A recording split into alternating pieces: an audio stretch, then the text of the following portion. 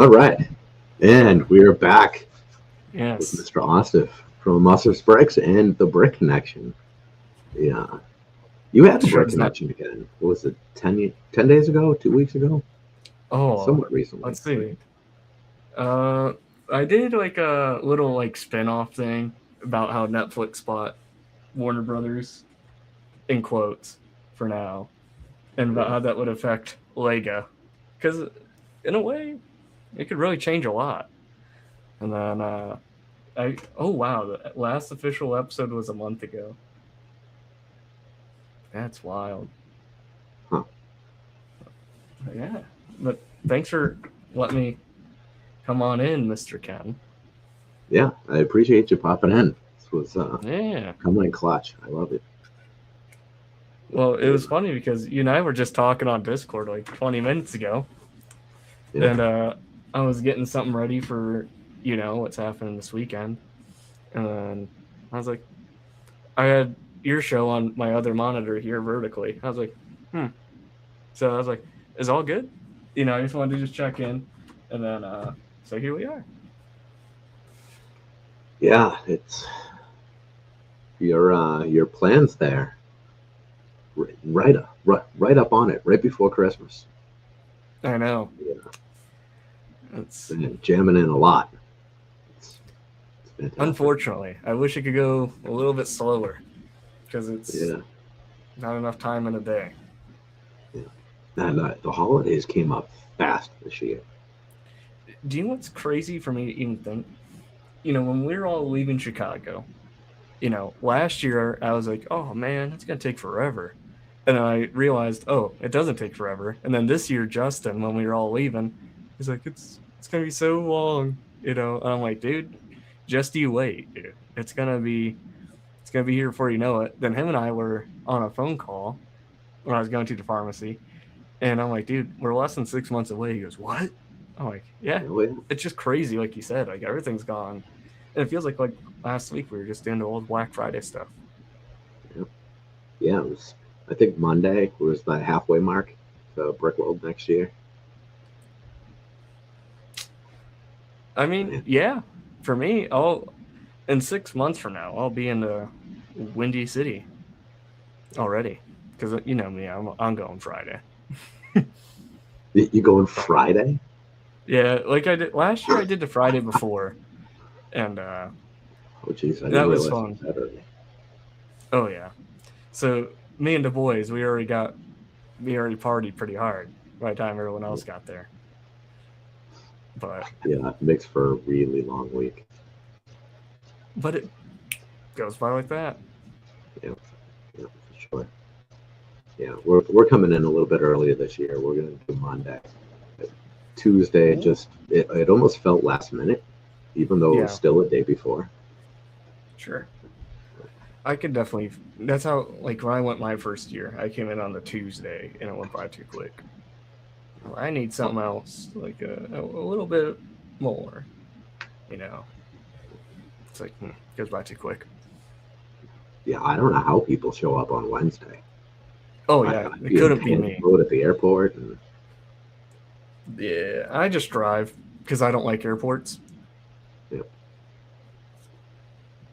They're just too many people. what is it for you? 10, 12 hours, somewhere in there. Mm, this past year it was 10 because they were doing all sorts of construction on the turnpike. But the year before it was only like 6 hours.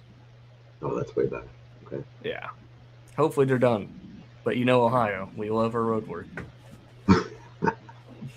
Are you doing some pickups on your way? On some corner No, rides? I usually leave around like 2 in the morning, so I can get there at like 8 or 9, just so I can miss all the rush hour traffic. I don't have to. I miss people on their way to work and going home, and I'm usually like the Austin shuttle service. So a lot of people who are coming in on the airport usually give me a holler, and I just try and come on in and swoop them up. I got to be careful where I say that because that could get me in a lot of trouble. Yeah. Well, don't advertise that service too loud because then your phone won't stop ringing. Oh yes, only the offer extends to a couple handfuls of people. Yeah. You're included, Mr. Ken. I appreciate that. We will. We're gonna have a rental again this year. That worked out well last year. There you go. We took two, three. I don't know, 2 or 3 trips to the airport last year. I think two. We picked up the UK boys, and then we went back and we That's picked up right. Garrett at Mm-hmm. some point. I think it was the next day. And Gotcha. it's an easy enough ride, and they're all great guys, so worth the Yeah, trip, sure. it's it's always a good time. For me, I just hate the. I have to find a new route because I got a toll in the mail recently for like $90 What? because there's some route I take every time I go through the loop, it counts as a toll because that highway apparently is a part of the toll road. So every time I went through, waiting for people to come out, dinged me, dinged me, dinged me, and I'm like, whoa. So I'm like, Oh, gotta find a new route. jeez. I don't think I heard anything about that. Did I?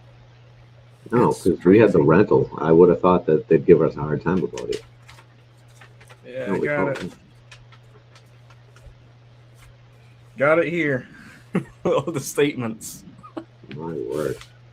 Oh, how they track me down. I'm like, yeah, darn license plates. Who needs them? Yeah, yeah. You got to find somebody to install that magic button that tips your plate down.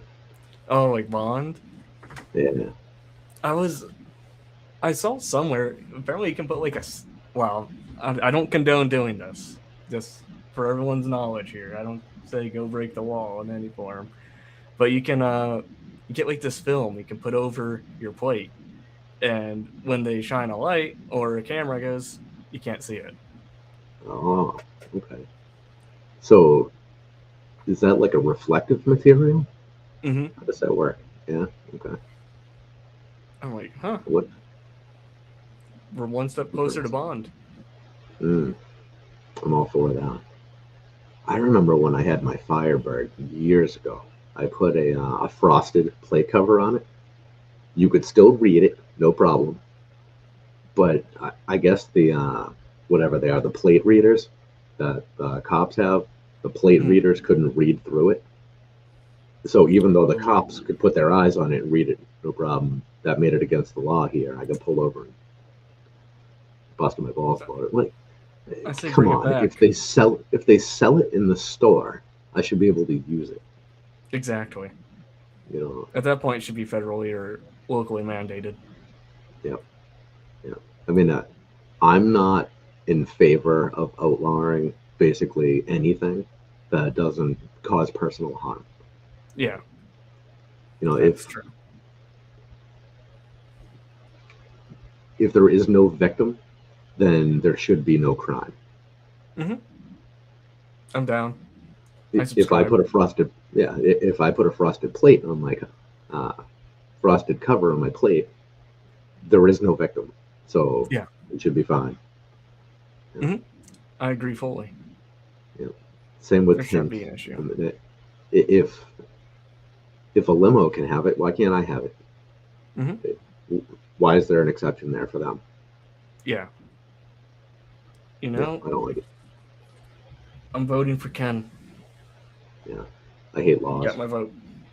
Just about all of them. Hey, it's Hive. What's going on, man? Oh, Mr. Hive. How's it Let's see going, who else sir? we got here. Justin and NP. What's going on, guys? Good to see you in here. How's everybody doing? Yeah, Hive came through with a surprise stream. Was that last night? Yeah. I I wanted to watch, but I talking of perpetual napping, I had it, on my phone, like, before like a stream starts, it has like that loading screen where you can comment and everything. I had it on there. Then I woke up at like 3 a.m. and I was like, hmm. And then I said, sorry, stream ended or something. I'm like, oh, shoot. Okay. So whatever it was, Hive got my view number. So Well, that's good. I'll definitely have to be on the replay. Yeah, I'm a sucker for a surprise stream, especially when they're earlier. It's Mm-hmm. at midnight on Fridays. Uh, everything is better live. It just is. Yeah. But Pure and Fury, that's a Saturday watch for me the majority of the time. Yeah. If Midnight's I'm end of the week. It's tough. if I'm not working, I'm watching. Yeah. But sadly for me, nights are usually when I work the most. So. But, Do you? So what kind of late night hours do you put in? Do you push hard, like early morning? Where do you go then? yeah. So I'll usually start probably like 8:30 at night, and then go until like 9 in the morning. Oh my god. If I'm Oh, able. A lot of people like with the Saturday oh, morning cartoons. That's great. yeah. Man, I miss But Saturday morning cartoons. Although man, I don't miss having to get up and like manually change the TV. That was see, the I best. miss the manual changing the Can telly. you grab my coffee? Thank you. Oh, is You that the miss famous one? Tanya? Sorry. Yes, it is. She'll pop over But and say hi. right on. But There she see, is. I missed them. What? Coffee, my dear. Yo, are you drinking out of the jug there? Yeah, so I drilled a hole in the lid so I could put a straw directly in the bottle. If that's not the most male thing I've ever seen, that's it. Yep, I admire it's that. so much better.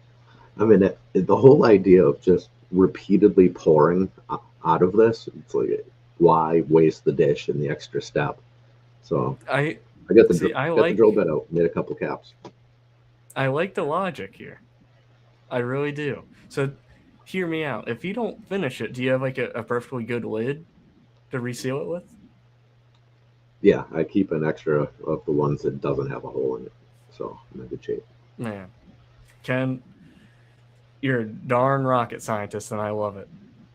Yeah. That Well, needs to go in the Smithsonian. one day I made the disgusting discovery that I was spending $300 a month at Dunkin' Donuts. It's like, all right, well, something's got to change here, and that's a lot of sugar in my diet. I probably spend that. Man, now you got me thinking. You know, when it comes down to Coca-Cola or energy drinks, a sweet nectar, I'm probably spending right up there too. Yeah, it's gross, man. Like, never mind what it does to your body, just what it does to your wallet. Wallet. The body, it can recover. It can recover, if to an extent. But man, Yeah, it's tough. And the upside to Dunkin' Donuts, though, is I always wrote it off in my taxes as business expense because I would count that as my meal at work. oh So that worked out all right. I can't man, I can't see how to do that with grocery store bought coffee. I don't think I it need counts as an to. office supply. I'll have to find out. I need to take more notes from you. One of these days, I just need to find all Ken's tips and tricks. Yeah, it's the advantage of being self-employed is you get some nice write-offs here and there. That's good. That's very nice. Yeah, the 15% self-employment tax is not sexy though. I don't like that. No. What's going on, Nate? Oh, brother Nate's here. What's going on, dude? Yeah, always got the shades in chat. How about that? Oh yeah, he's either got the shades or this emoji or the bicep flex. Whenever I see Nate's emojis being sent, I just know it's gonna make my day. Because like him and I will text probably every day, and he just sends the best emojis. I'm like, that's what I needed to get me through. Yeah, bring in a little style to chat. Oh yeah, he's just the man. No, Oh there yep, you go. and the face with the smoke come out the nose. Oh yeah. Oh, there he is. He's going on the reel here. That's great. So, where did that gesture come from? This one? Yeah, did that come from like mob movies or where did that originate? You know, I'm probably the wrong person to ask this, but I'd imagine like, Italiano, Yeah, beautiful. that's what I picture. Yeah, that's how I perceive it. Or very nice, like the world's most interesting man. Dos Equis. Yeah, I'm not very much a talk with my hands guy.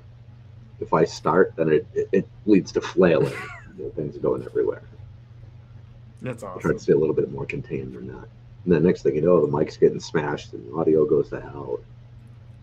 I'm just one of those people where I do this and I'll like pause when I'm halfway speaking instead of the hand thing. Yeah, I'll just go like I'll get lost. Have you ever seen the movie The Secret Life of Walter Mitty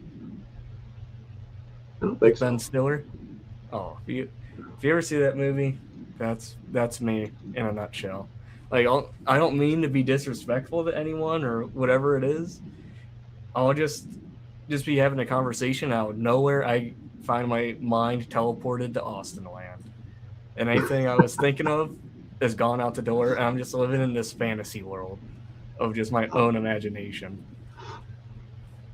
that's great. It's not good. I've tried actively working on it, but it's at a point. It's 26 years in. It's there. There ain't getting rid of it. Yeah. It's funny how sometimes your mind kind of gets tripped up, or there's like a mental and verbal disconnect. Mm-hmm. Next week's show, I recorded, God, a month ago, 2 months ago, with Slurpee. Because it's so hard to coordinate for time, I Yeah. figured I wasn't going to be able to go live properly with a guest on Christmas Eve. So let's Mm-hmm. record it and just play that back. Yeah. At the end of the show, I was trying to explain when it was recorded versus when it was going to air. Mm. And I got so tongue tied. It's like, all right, so this will be out next week, which is actually a month from now. And shit. Yep. The beautiful life of podcasting, yeah. Yeah. Whatever. Merry Christmas. It's fine. It is. Mary Chrysler. Yeah. Yeah. The holidays land in Wednesdays and Thursdays is a mess. I don't like it. Yeah. Tears the whole week apart. Yeah. And it it's not like we were talking before we went live, about school schedules and whatnot. When you're little, it's awesome because it's just Yeah. pure joy, no time commitments, no responsibilities, not that they have much anyway. Mm. But for us it's an interruption of progress in a lot of ways. Yeah. And Because like I feel that too. Like I just took like this past or current season, my old high school they needed a wrestling coach, so I stepped up, and I was like, okay. I was just the assistant, and then out of nowhere, like, okay, now you're the head coach. I'm like, okay, this is interesting. Nate knows all about it. He's been my stress counselor. But it's like, we had the Thanksgiving break. We maybe had like 2 weeks back, and now they're like, okay, no more practice for like 18 days. I'm like, what? And so it's 18. like, yeah, because that and like we've had unfathomable amounts of snow days lately. Wow. I think I was talking to Nate, like it's been getting cold, because I'm right here, right off of Lake Erie, and it'll get like with the wind chill and everything, like -23, Oh my god. and it's like, and the school district only has 6 buses, so they can't bus everyone. So if it's too cold for students to be walking, like they have to call it. That is So just next level cold, and I don't want any part of it. it's It's so nope. bad. Then don't move to Lake Erie, whatever you do. Yeah, that's tough, man. Builds Yeah. character. Was today's Wednesday, so Monday. It was with the wind chill. It was -9. It was like, you know what? I can't want to go to work, so I'm just not Mm. going to. Yeah. Most of my work is outdoors, and Mm. I'm That's a too old for no-go. this shit. I just don't have the desire to do it. I don't want to. It's weird because, like, what was it? A few days ago this week, I texted Nate. He was like, "Yeah, it's really cold out," and I sent him a picture of like snow in 30 minutes, and it was like halfway up my calf. I mean, it's not saying much because I'm a short guy, but and then today it got to 52 degrees. I'm like, what in the Wow. world? It fluctuates so heavy. Yeah, that's good progress. If it can stay That's that way, tolerable weather. that's all I can ask for. Mr. Hive knows the area pretty well, you know, so he can speak to the tone of the weirdness of the Akron, Cleveland area, weather-wise. Even being, mid-December, I'm still not ready for winter. I don't Mm-mm. know what it is this year that it just it bugs me a little extra. Yeah, I think I'm just over working in construction in general. I think that's probably a part of it. I can imagine. It's 25 My, years now. It's too much. I'm gonna tip my virtual hat to you. You're a braver man than I am. I was working at a lumber yard once, and I was like 5 days in, and I'm like, yeah, no way. In the middle of winter, I'm like, this is terrible. Because like you It's just get it's fairly terrible. there'd be like five of us guys, and be like, okay, all those logs over there, send it over there to go through the saw. So you have all of us just waddling up these logs back and forth, and then I was like, yep. I looked at the one guy, him and I hired in at the same time. We're like, are we done here? And I'm like, oh yeah, we're done here. And then we went to the guy on a Friday. He goes, okay, do you guys want to work inside? We're like, there's an inside spot this whole time. So we took the Inside inside. is nice. Reckon it wasn't heated, but you didn't have the wind. Yeah, well, and that's huge. One of the The wind projects is a we're killer. working on, it's fresh frame, so it's the sheathing's up, but there were no windows. Mm. So as soon as it started getting cold, we just got 6 mil plastic and just stapled the shit out of it, blocked the openings, and less than ideal, but Yeah. way better. Just not having that wind in there, big difference. Oh yeah, the wind is like the silent killer, man. Yeah, But it's not quite silent sometimes. yeah, Sometimes it whistles and it howls, and it's a beautiful noise when you're inside yeah, and yep, warm. But yeah. I'd rather just listen to it in a horror movie or something on the TV coming out of the speakers. It's safer that way. Turn the heat up. see, Get it. I'm one of those people where once I'm home, I don't hear much of anything because I usually put these in or my headphones. Well, not anymore. My headphones took a dump. So, Oh no. and they're all like noise canceling. So when you put them on, you don't hear a thing. Yeah. You'll hear like a faint Charlie Brown teacher every now and again. But other than that, you don't hear nothing. Yeah, artificial silence is kind of creepy. It really is. Did you know that there's a room? I think it's Microsoft. They'll pay you $1 million Yes. if you can stay in it for an hour. Yeah. Yeah. And I saw that. They showed up in my feed on one of the socials. Creepy. yeah, I it's been a thing since like 2018, 2019. Yeah. And I remember like hearing about it. I was like, what? Stay in a room for an hour? Dead silence? I could do it. No problem. And then they're like, yeah, it's quieter than it's like the same quietness of space, but you can't do anything and you can't sleep. So yeah, I don't think I could do it. Yeah. They say that it's so quiet, like it's almost to the point where it removes sound. You can Yeah, hear you can like your blood, and yeah.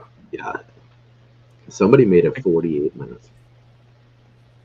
Dude, they could have made it 12 more and gotten the big money.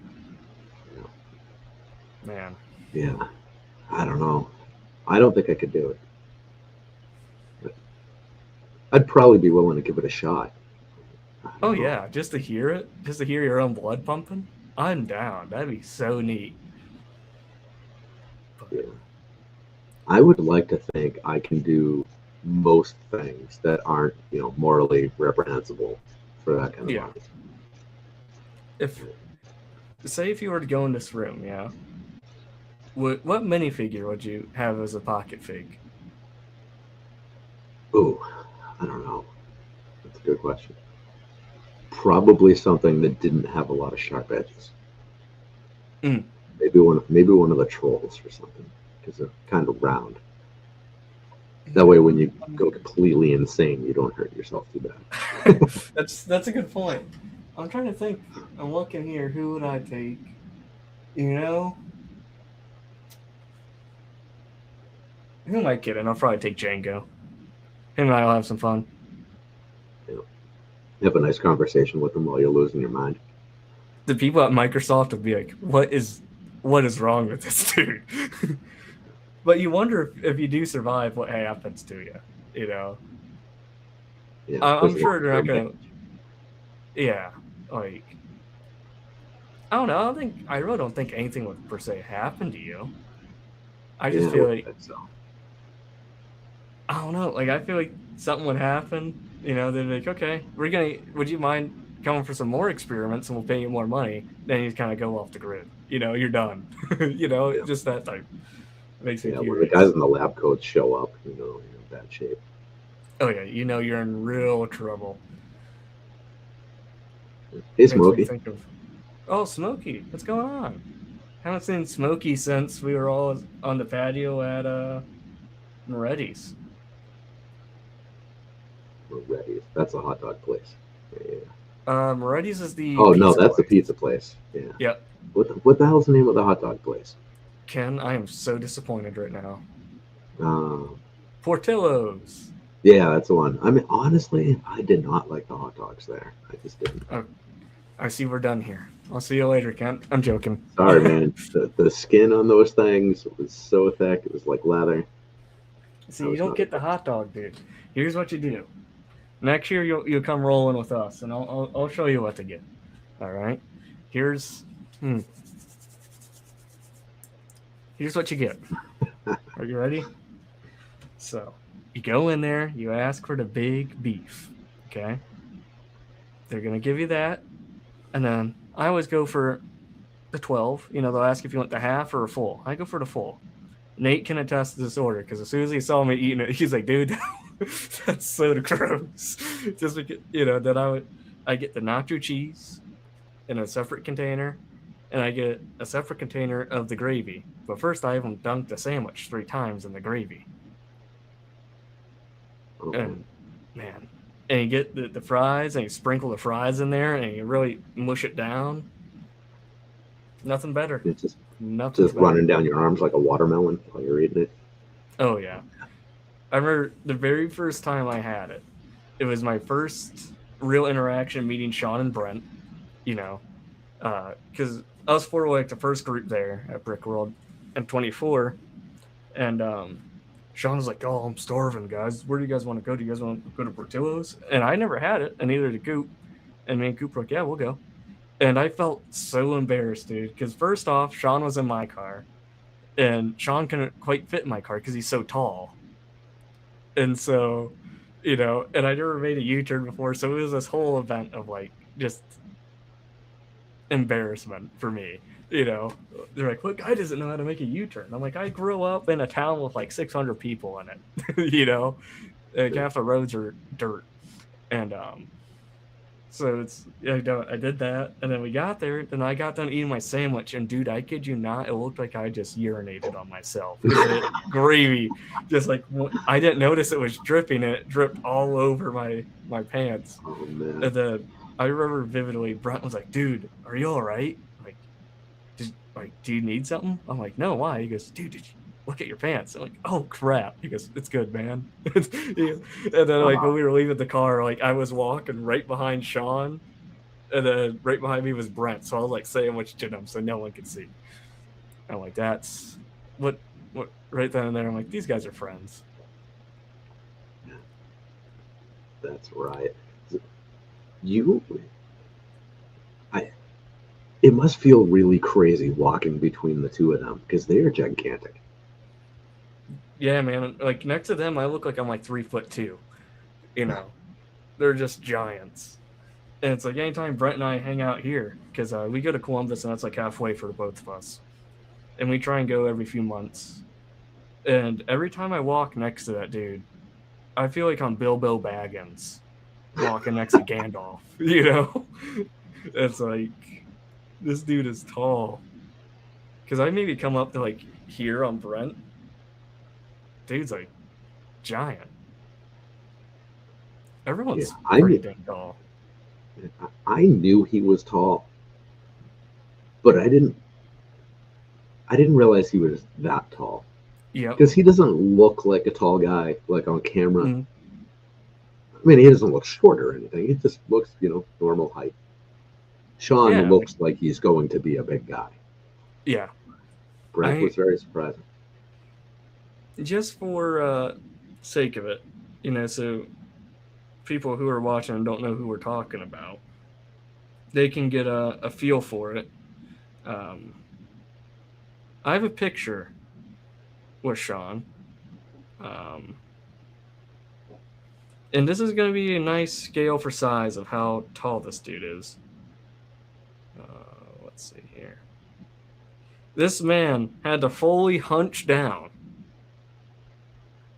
and back up like 6 steps so he could be at least some height near me. Just in the frame. Yeah. Yeah, it's like, dude, crazy tall man. Yeah. He's just big I dude. just think it's hard to buy pants. I don't think I'd want to be that tall. Dude, it's hard to buy pants at my height. Yeah. I have to take all my pants to a tailor, and they have to hem them. I'm that short. Well, it's easier to make them shorter than longer, though, right? That's true. That's true. But I mean, I feel like even on Amazon, you can find, longer pants if you're a taller guy. But like the Yeah. smallest they'll go is like 30 for dudes. And I'm like Is a that it? 26. Okay. I'm a short fella. I guess there is an upside to being average. Yep. Must be nice. Yeah. I guess I never really thought about it until now. I guess it has its advantages. The hardest thing is shoes. That's the absolute hardest. Yeah. Because you can't go to stores and you can't try them on because the smallest stores will go is like an 8. And I'm at like a 7.5. I'm like, darn you. So I can't try them on. So I have to go through like the perpetual state of like Amazon. Buy, return, return, return. Yeah. You do It takes the like 4 what months do to they have call it? shoes. Amazon wardrobe. Is that the one that's got the built-in return policy? Shoot, I might have to look into that. Yeah. It's so. I don't know if it's still running. I haven't used it probably 6 months or so.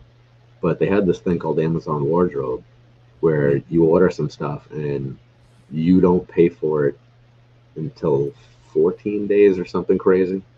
Oh, Like they'll actually send it to you and give you a try on period. And if you get it and you like it and everything works out, you pay for it. If not, you just ship it back to them, and they give you the stuff to ship it back to them right away. I'm writing this down. Yeah, you should look that up, see if that's still around. Thank you, Brother Ken. Got it here. Yeah, I was switching brands on work pants, and Mm. I wear things until the manufacturer discontinues them. I find Yep. something I like, you wear it forever, right? Mm-hmm. And they discontinued the pants I'd been wearing forever.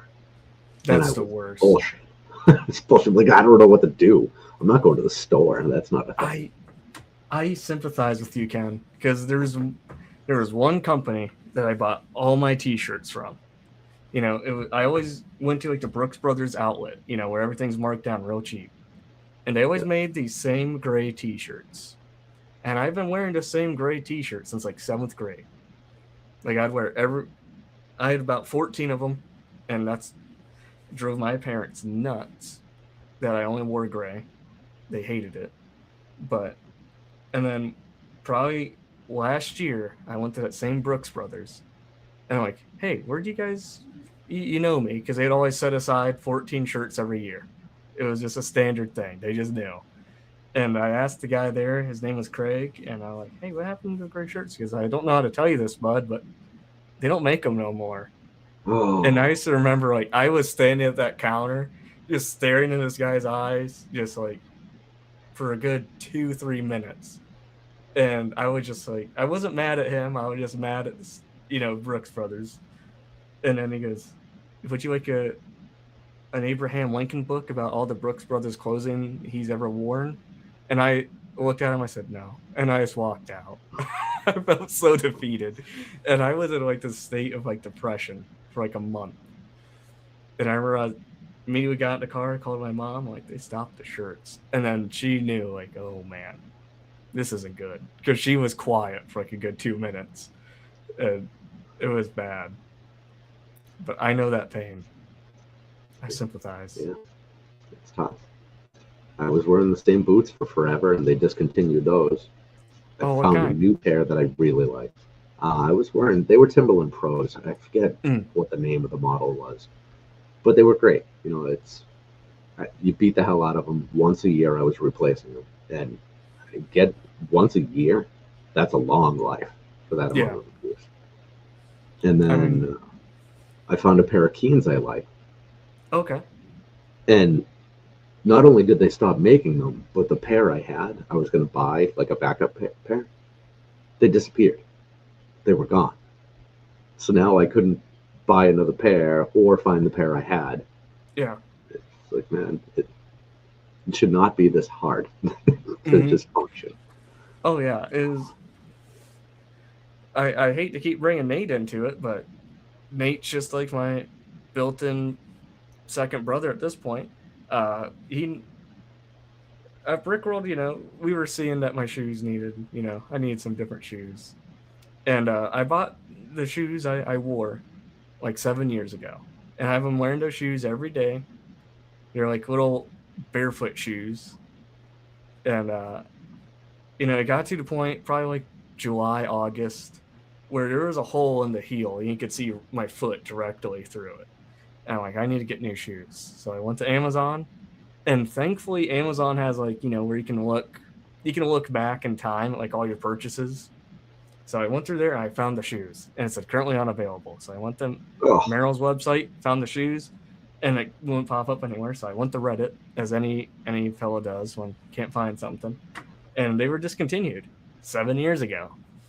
And so it was a whole T-shirt situation again, and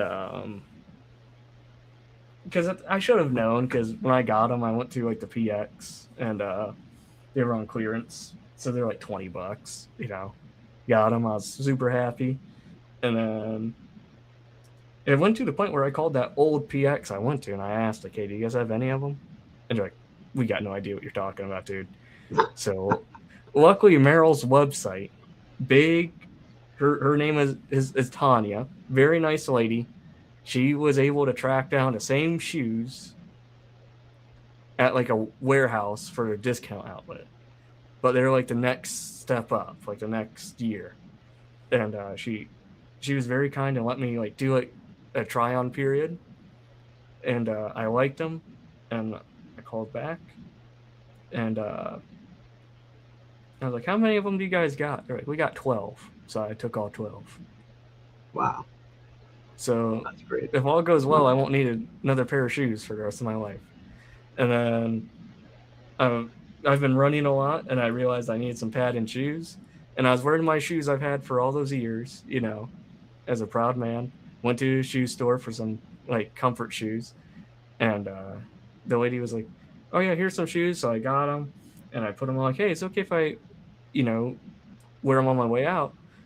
And she goes, "Yeah, that's fine." So I turned my back for a minute, and I was putting on the new shoes, and the shoes I had for all those years, she just pitched them. I'm like, "What happened to my Oh, shoes?"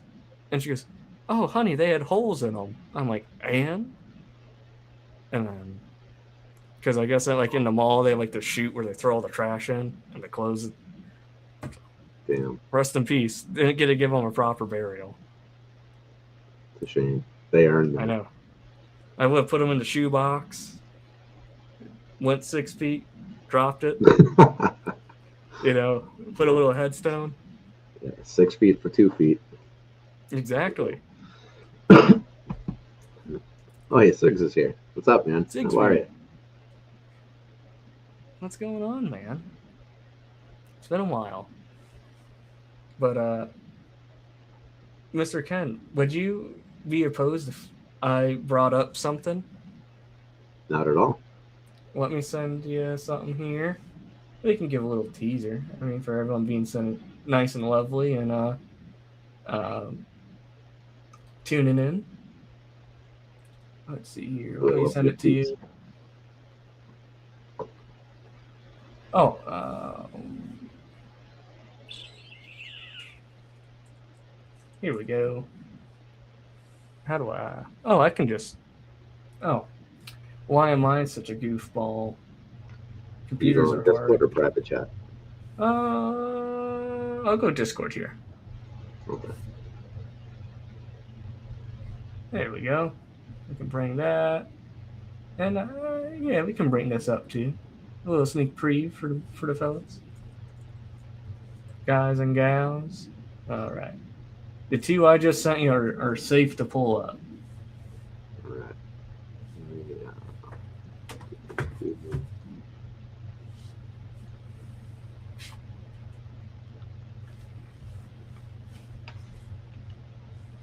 Let me save these.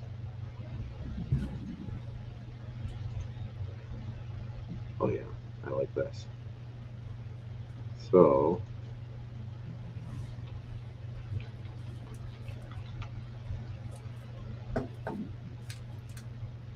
see. All right, let's do.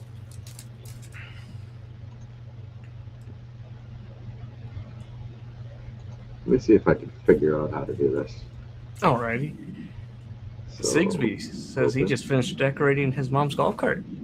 Oh, all right, just like that. Showed it up on screen. Look at that. Look at that. Oh, I man. didn't expected it to show up so fast. Right? It actually looks really good, man. Dude. Oh, man, that's the old one. Give me 1 second. What? There's a new one. There's a new one. Oh, all right. Yeah, let's get that off screen somehow.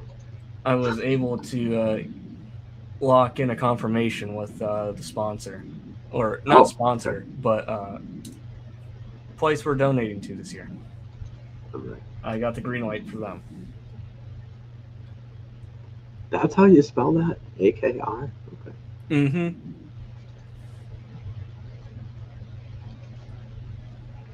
Very nice place.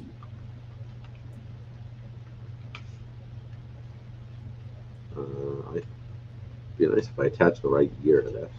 All right. Let's try that again. How do I? What you do now? All right, there we go. Try this again. Second time's the charm, right? Yeah. There we go. Yep. All right. So, you guys, I think everyone kind of expects this now. What? This will be the third 24-hour show in a year? Within a year time?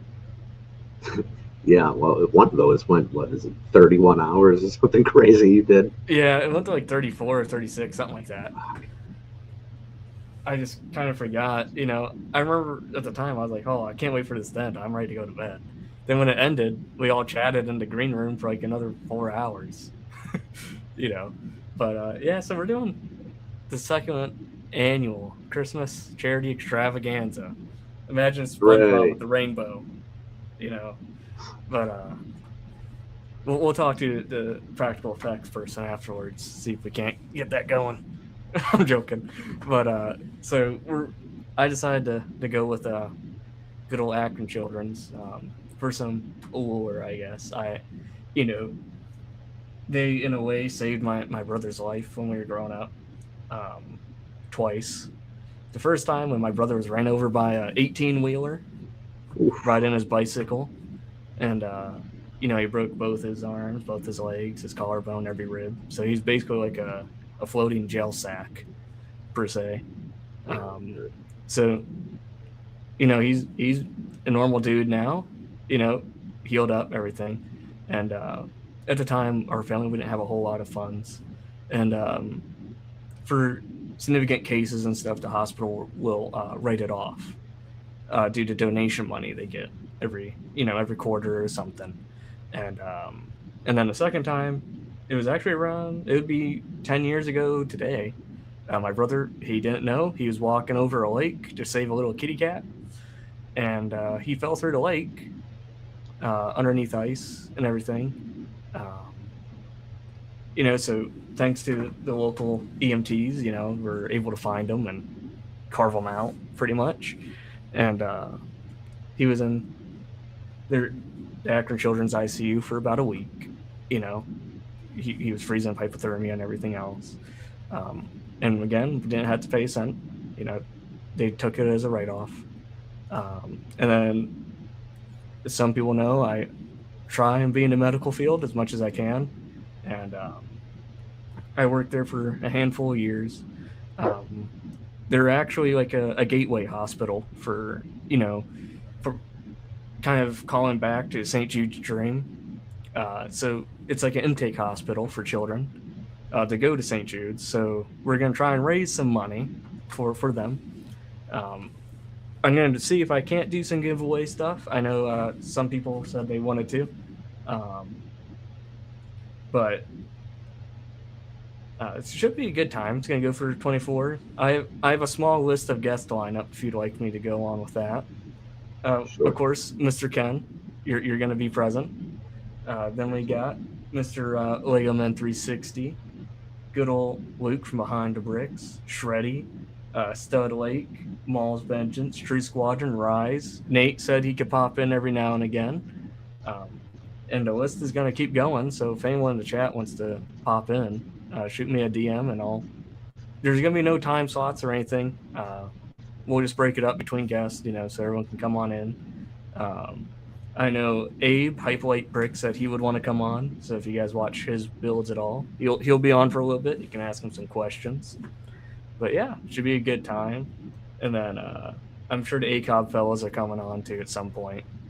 So basically, if you could take all the 90 guests that have come on in total, someone's going to be popping in. And I'm sure you'll recognize them in some regard or fashion. And then as a little freebie to it, our goal is to hit 800. Not a freebie per se, but a supplemented part. You guys know I'm pretty good friends with Cody, and Cody owns Matt Black Bricks, best merch in the game, or with print quality, he's a very good fella. For convenience, very good fella, good friend. And he was talking, he goes, "Hey, would you want to maybe do a shirt for this?" And I was like, I could be intrigued. What are you thinking? And so he popped up a limited time shirt. It's going to be for 2 weeks only. And then after that, they're going to be gone for good. And every shirt, $5 from every sale will be donated on top at the end of the 2 weeks, which I think is very generous of Mr. Studlake.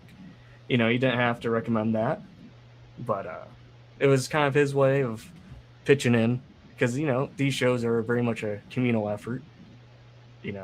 Whether it be donating, coming in, having a fun time, just chatting, goofing around, and it's really neat.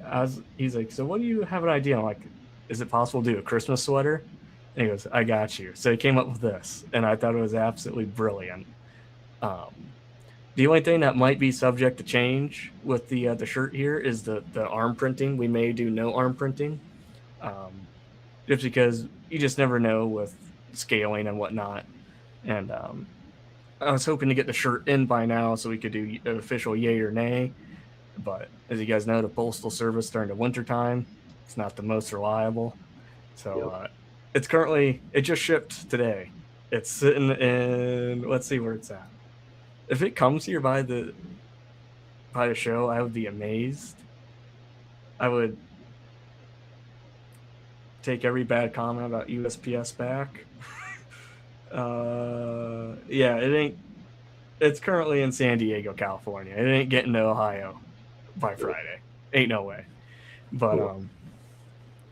so yeah, that's all I can share at the moment about it.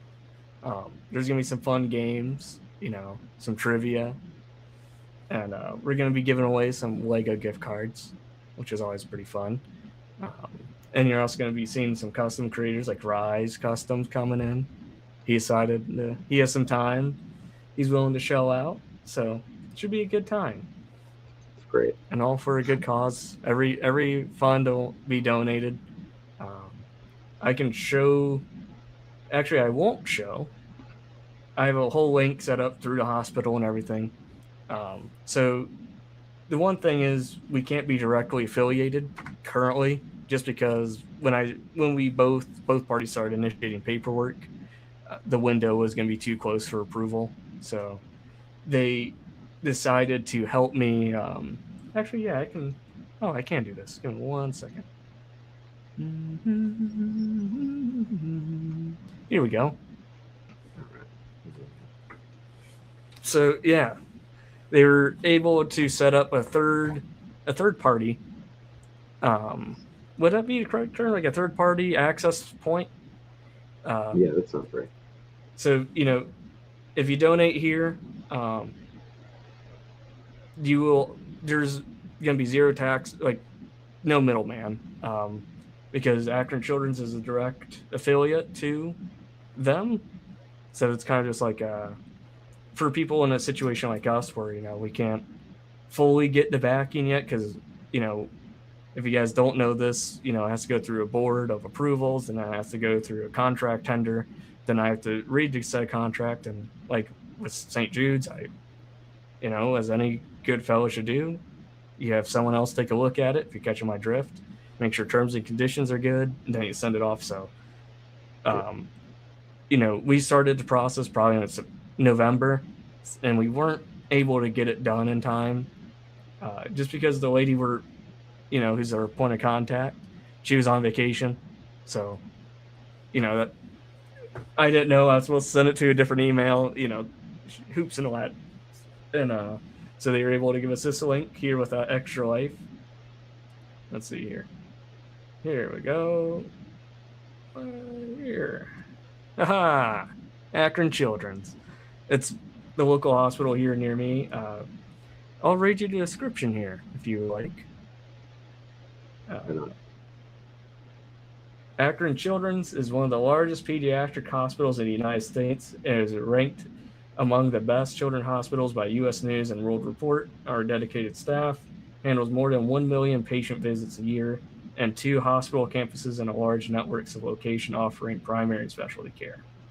So, here you won't go a street corner without seeing one of their buildings. And the reason being is because folks like us who decide to do good things, do these shows. And I just figured, if we could just raise a little bit of money, for some families, so they don't have to worry during the holidays per se, they can maybe get that gift for their kiddo who's struggling. Because here, you have kids ranging from terminal cancer all the way up to like a broken collarbone, just things like that, and everything in between. Every case is different. It's not like St. Jude's where they only take, unfortunately, kiddos with cancer, but they care about everyone. And hopefully with sharing, things with our family, things will, can maybe do that for another family. If it's not for those charity write-offs that they can use, then treatment sometimes can't be possible. Whether some families can afford it, some can't. You just never know. Every family's different. And also, if people are feeling ever so generous, my point of contact, Taylor, she will supply an address for people if you want to donate toys or Lego, whatever it could be. And they'll go around and they'll give whatever they can with what we can raise to them. who are in there. And it won't be just a certain, like, kids who are leaving a day. It's going to go to the kids who are going to be in there for months to years. So if you're interested in that, definitely shoot me a DM or a message, whatever kiddos are wanting to call it these days, and I'll get you the address and it'll get sent there. And the show, it's going to be Friday. I know, very late notice. As Ken knows, I've had some things going on where it's been kind of hard to get it out earlier. But it'll be coming out Friday, the 19th, right? Yeah, the 19th. Yeah, It's going to start at 7:30 p.m. Eastern. Then it's going to go until Saturday, 7 p.m. Eastern. Or 24 hours, 7:30, 7:30. And of course, as always, I'll be up the entire time. So please come by. Keep me occupied. Yeah, sure. Don't do it for me. Do it for the kids, But yeah, I think that's about it. And I hope I was able to explain that fully. Yeah, that was great. Okay, so the 19th to the 20th, 7:30 to 7:30. Mm-hmm. Okay.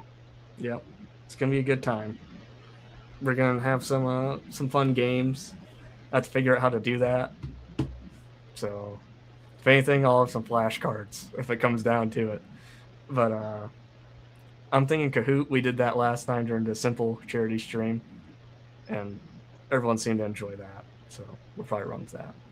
Which game was Kahoot? I remember it was the first time I'd ever heard of it was during that stream, but I don't remember exactly what it was. So it's a way where everyone can play on their phones. You load it up on your website, and it'll have like a code. Everyone types in the code, and you can pre-make questions, or some questions pre-made by other people. It's trivia in a way, or multiple choice, like A, B, C, D. Okay. And then people will submit. And I'm thinking, whoever wins, doing those, I'll try and do something. Can't promise anything, as everyone knows during the holidays things get tight. Just send them a little stiffy in the mail. Yeah, whoa, pause. Oh, hold on. If anything, what I'll do is, I have so many of these. I have so much. I caught myself there. Yeah. I'll mail people some stiffy heads. That way, because the one thing I love doing with mine is, everyone knows mine came on like a gray t-shirt and some blue pants. I put mine on all sorts of different things just to see. So it'd be cool to see what people decide to put this head on. Some, like, now I currently got Mr. Festive Stiffy. So it's just neat. And I think honestly, I think it's better than a full figgy, just because you can do whatever you want. It's not set to one place. Actually, I believe I have one of those right here. I do. Ooh, I dropped some head. Nope. Let me bend down and get it. Oh, boy. I do. There he is. There he is, right there. Hey, there it is. You could, yeah. If you want Kahoot, you could have your very own. Yep. But so now you got me wanting to start putting him on various things. I do have a purple band jersey. There you go. And torso right here. I wish I got the purple, man. I wish I did. I got the teal, which I'm very happy about. That one is great. I had to have the purple though. It fits the Brick Dynasty colors well enough. Oh yeah. Had to have it. If I can get in contact with certain people, I'm gonna send in some sand red torsos and use that. Because I think sand red for me is probably my favorite Lego color. I think, or sand lavender, wasn't that one of them? Or sand purple. All of the sand colors are great. They need to bring them back. Sand red for me though. Just I mean, I I need have to get some tiles made this year too. I'm gonna do like those 1x8 bricks. I think this year. I think I'll alternate. Do 1 year sig figs, and then the next year the brick badge thing, and then alternate. But if I can, I proudly still have the largest Forgotten Legion army in America, and their markings are sand red. So what I like to do every now and again is put a little Austiff head on a Jedi and say, "Yep, leading my boys," you know. But yeah, the stream should be a fun time. I know it sounds like very unorganized right now, but pay That's how attention tomorrow fun. at like 9 a.m. It'll be all clarified by then. I've been working And at on. some point, all hell will break loose during the course of the stream.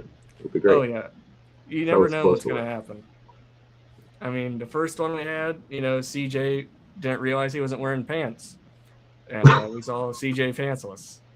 You just never know. Uh, Stone pops in from the shower in a raincoat. Oh no, that was Jedi Stone. He was being Yep. Obi-Wan Kenobi.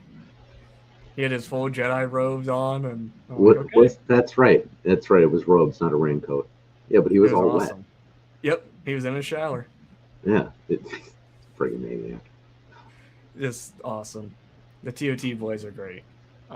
But yeah, it's gonna be a fun time regardless. Our goal, is I'm not shaving my head this time. That was I didn't mind doing it, but I have a big Christmas family get together that following Sunday, and the barbershops are gonna be closed, so I don't want to. But I did decide if we exceed our goal and we hit 1,000, even though our goal is 600, if we hit that K mark, I'll get a tattoo of I'll put out like 4 prompts during like a, what do you call it, like on YouTube. Oh, shoot, what's the term? Like a hashtag. What What do you mean by prompt? Shoot, but a survey. Ah, yeah. Like a survey on stream of 4 options, and whatever option wins, I'll get that. And then you should have a second fundraiser show so everybody can pay for it. No, I'll pay for it myself. Because it won't be cheap. I'm not gonna get anything bigger like that. Okay. But I won't get it on my forehead or my hands or neck. That's no. But anywhere else, fair game. So funny.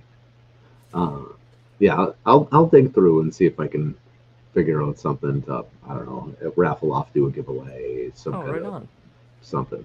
It'd be much I'm sure appreciated. there's something kicking around. And Still recovering from our latest giveaway. Yep. We just did that Raven Crest. That was awesome. Once I saw that post, I was like, dang, dude. Man, Ken got monetized and now he's doing the big bucks. Man. No, I'm not even really monetized. I mean, we can do, super chats and whatnot, that kind of nonsense, but we're not getting any AdSense dollars or anything. That's true. Dude, I'm just proud. I mean, that's awesome to hear that you're doing good with the channel, and it hurts that I can't be watching every show live, but I do watch them on the replay side.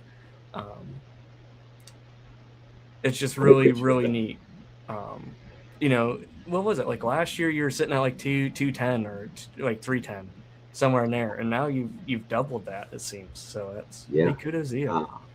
Our first show with guests was February of this year, and we had 45 or 50 subs in February, and we're at 675 now. That's nuts, man. The growth, that's awesome. That's what, it's just really, it feels like it's been so much longer too. It just shows really like, feels like a long time. But just awesome. Just very proud. It's just really neat to see, You know, like the reels where it's like when you see bro doing good, it's like that. You know, very very happy for you. And to clarify, it won't be a permanent tattoo. I'll get a henna tattoo, like those little fake ones, just so Yeah, everyone knows. But yeah, because that's good. that came into my head too. So it won't be a legitimate one. It'll be like one of those temporary ones that, you know, you still go into the shop, but it disappears in a week or two. Can you? What if you get? They must have it by now. Like something you can print in like your own printer and like iron it Oh on. yeah, for sure. Yeah, probably not It an has to be a iron, thing. but yeah, Because I you know, probably don't use an iron. yeah, like one of my really good friends, Bannon, he's done all my tattoos. Um, he's like, dude, I have this ink that like dissipates in a week. I'm like, are you sure about that? This was probably like a year ago. Him and I were doing this. We were at his house having a few drinks or whatever, and he goes, "You want to try it?" I'm like, "Okay." And you know, right on my what was it, my palm, he did like the Superman S, and like 2 weeks it was gone because That's it's cool. just like it doesn't go in, it just sits and it just dries, and then I guess like it'd be very comparable. Like if you go on the beach or something, like those little henna tattoos they do and they just peel it, it's like that, Yeah. but they just let Okay. the ink off like normal. I was just like, that's really neat, and it's really neat for people who don't know what they want to get. You know, they Yeah. can get that. Practice tattoo. Yeah, it's really neat. So that's definitely what I'd be doing. I'm not doing the full send as Nate knows. Nate said here, there's some things going outside of Lego that no, can't quite do that. Get set back a lot. Yeah. So no teardrop tattoos or anything else in No, your no, face. no, no, no, no, no, no, no bueno. Uh, Yeah. I never understood the face tattoo. I mean, whatever. Everybody's got their own thing. Not my place to judge. You know, the only person that's allowed to do it is Mike Tyson. because good luck telling him no. No, because he just has it's just so cool. It's like there's no Mike Tyson without the mark there. Yeah, Just baller. yeah. I don't get it. Anything like above the collarbones. I No. don't know. I mean, when they were coming in from my shoulder onto my chest, that was the worst pain I've ever felt Ouch. because it just hits your bone. It's just cooey. Yeah. But yeah, no permanent stuff. But I'll definitely do the temporary. I think that'd be fun. Or who knows? I'll figure something out. That I think that's fun if we do it. Way, but yeah, Maybe that's get some manic panic and just dye your hair pink or something. Washes out in a couple days. yeah, yeah. Let's do that. Well, yeah. I don't know. Your hair's kind of light. You might Yeah. get Now some after effect we'll there. With stick with the wash out. temporary. We'll stick with the temporary there. Yeah, I don't. Does manic panic still exist anymore? I know that was a thing when I was a kid. I don't know if it's still around. Like Yeah, everybody from my it's generation still was at around. some point. It is still around. Man, that's actually kind of neat. I remember using Right? this once, but the green. Because back in, if people can find it, I'd be impressed. But my friends and I, growing up, we would do like little DC short films, and we posted them on YouTube. And we also did Star Wars. So if people can find them, I'd be impressed. No, if it made it on the internet is forever. I think we could. Unless the government decides to memory hold it somehow. That's true. Because we would do like a little short film twice a week, you know. Because at the time, all grown up, all we wanted to do is make movies. So we thought doing that we would, but nope. But it was really neat, you know. Every now and again, we'll all get together and watch them, and you just see everyone just kind of growing up through it. Because we started doing it at like 9 years old, and then we stopped just when we graduated school. So you can see the timeline, which is kind of neat. Yeah, that's a lot of fun. Glad we did it because you know now you can remember that. I mean, I found them in my closet the other week, just a pile like scripts, like yay big, or just different things of different films that we do. They'd only be like 10, 12 minutes, but it's still fun. Were they typed or handwritten? Mixture of both. Yeah.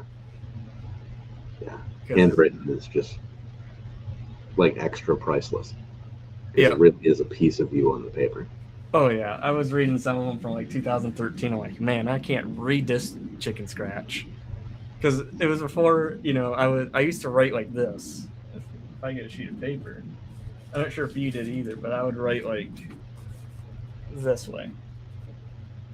Oh, that's gonna be hard. Or then I remember at the time my parents were like, you can't write like that anymore, dude. So I would have to remember how I did. I would write like this. Wow. But upside down. It wasn't until I was well in my time in the service I wrote like this, because people saw it and they're like, we got to fix that, brother. I'm like, okay. So I'm a weird fella. Now, writing, I'm trying to, hold on. Wouldn't you, writing like this, wouldn't your wrist get sore? Mm-mm. No? But I'm also ambidextrous, so I can write with both hands. So. Oh, that's handy. Handy, oh Jesus. No pun intended there. There you go. But I still, will write like this if no one's around to judge me. It gets the job done, right? It does. But sometimes, if I need a little break, I'll use the pinky. And function. It's weird. Yeah, I don't think I could function writing left-handed. Although it feels fairly natural holding the pen left-handed. I prefer left. You're going in the wrong direction. Or I would be going in the wrong direction. Oh, my left hand is just for the mouse. I'll let you be the judge of which hand's better. Oh man, sakes. So I'll start with my left here. Then I'll go to my right. Shoot. Oh, that would help if I wrote on the desk.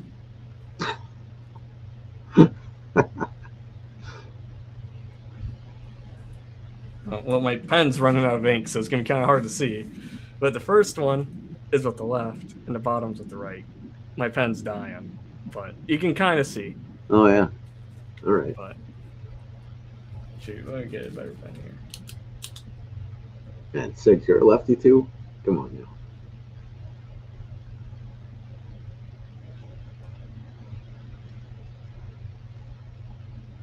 Living life backwards. The black is with the right. Okay. Still, both are kind of the same, but I prefer the left. It's just easier that way. Yeah, I think the world is just like anti-lefty. Yep. I think that's why I learned to write more with my right, because when you write in a notebook, you have to spiral. It cuts you off all the time. Mm-hmm. And that gets annoying. Sigsbee gets it. Yeah, it's tough. Although, you bring new people into the trades and you always tell them, the stupid things like go get the left-handed screwdriver, left-handed hammer, things like that. It's always fun to watch people hunt for them. Just guessing game? Yep. Oh, Sigsbee, he can write with both. My dude. Fist bump. Oh, yeah. It's pretty good.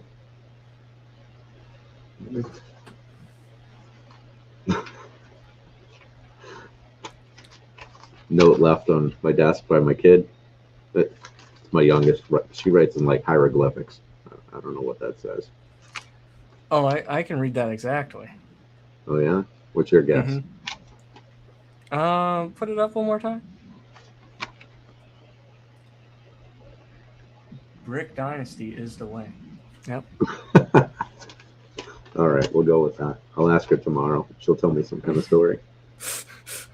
I'd be very interested. Yeah, you never know what kind of notes and things are going to show up on the desk. There's a left-handed store at Disney Springs.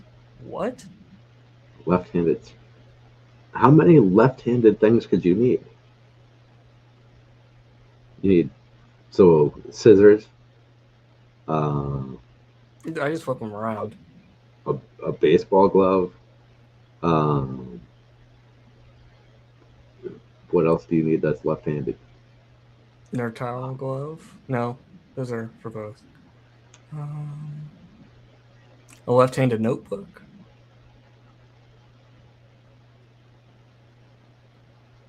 Okay, so the spiral would just be on the other side.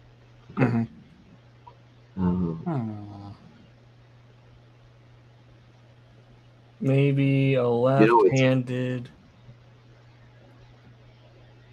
No, I digress. I'm trying to think because my mom is left-handed and she always had something to bitch about with like everything she tried to do. Oh, I don't know why this isn't meant for lefties, and I'm drawing a blank on all of them. Oh, it's all just packaged as left-handed. That's funny. I like that. I need to go there. I need to see its grace. My own eyes. Yeah, we always joke about all of the skill saws are built for lefties Mm-hmm. because when you're righty cutting, the blade is on the outside and it's harder to see. You got to get a worm drive for the blade on the other side. But if you actually try to use it left-handed, then you just end up with like shrapnel in your face. Yep. I've not heard of that in a while. It always drove my dad nuts. Because I'd always do stuff with him. And anytime I'd use anything of his, he'd be kind of like, just don't. Because I'd rely on my left. And he's like, just don't. Don't even try it. I'm like, okay. Then 2 minutes later, like, you come on over and take over. I'm like, but you just told me no. Fun stuff. Yeah, it's harder to have somebody watch you than it is to watch them do it wrong. Yes. It's a very valid statement. The eyes burning into your shoulders. You're trying to work. Ah! I can't do it. Then you end up messing up everything because there's more pressure added. It's like, okay, just let me do my thing. Nothing's worse. Nothing is worse. Oh, check this out. This was another new arrival to my desk. They made a Christmas tree out of a tissue box. I dig it. It's kind of bleached out. It's the lights, but I thought that was funny. I like it. I'm gonna put up my Christmas tree for the show to go right here. I think I'll run it. If I can lug it up here. That's the thing. It's all set up downstairs, so if I can lug it up back up, then we're in business. And just draw a picture of a Christmas tree and hang it on your curtain. It's way easier. Man, we already give the vibes that my show is very low budget. So if I just drew, we would just be carrying on. I think I'll do it. Oh, and Sigsby, remind me. I will send you a link to the recommended items. I had it all made and I forgot. Forgot to send it. You know, just about every show is low budget, right? Yep. I love it. Once people start getting like a big budget, I'm like, I'm done. Can't do it. I just like the I don't know, maybe that's why like found footage movies are my favorite movies. Because someone made it on a camcorder and I'm like, yes. Perfect. I haven't seen one of those in ages. Oh, I watched the Blair Witch Project probably like twice a month. Just because it's all found footage and I love it. So funny. Why you're so low, but they haven't even filmed yet. That's class. Valid. Gotta do it, man. Yeah, you do. You gotta figure out somewhere. Yeah. Go super low budget. Hop on a TikTok live with me. There you go. I've done a I couple mean, of those now recently, and it's a different world over there. dude, one of these days, who am I kidding? I've been saying it. Maybe one of these days I'll download TikTok. I've been saying that for going on 6 years now. Just can't do it. You know, Everyone gets mad at me. They're like, we can't send you things, Austin. I'm like, well, maybe it's set up that way. you could just start an account and not install the app on your phone, and then just every once in a while, just open it up in your browser, check messages, and then log back out. See, What's up, Coop? oh, Coop, what's going on, man? See, I'm just one of those people where I find, like, I'll be on the reels or something for like 5 to 8 minutes. Like, that's too much. I have to click out of it.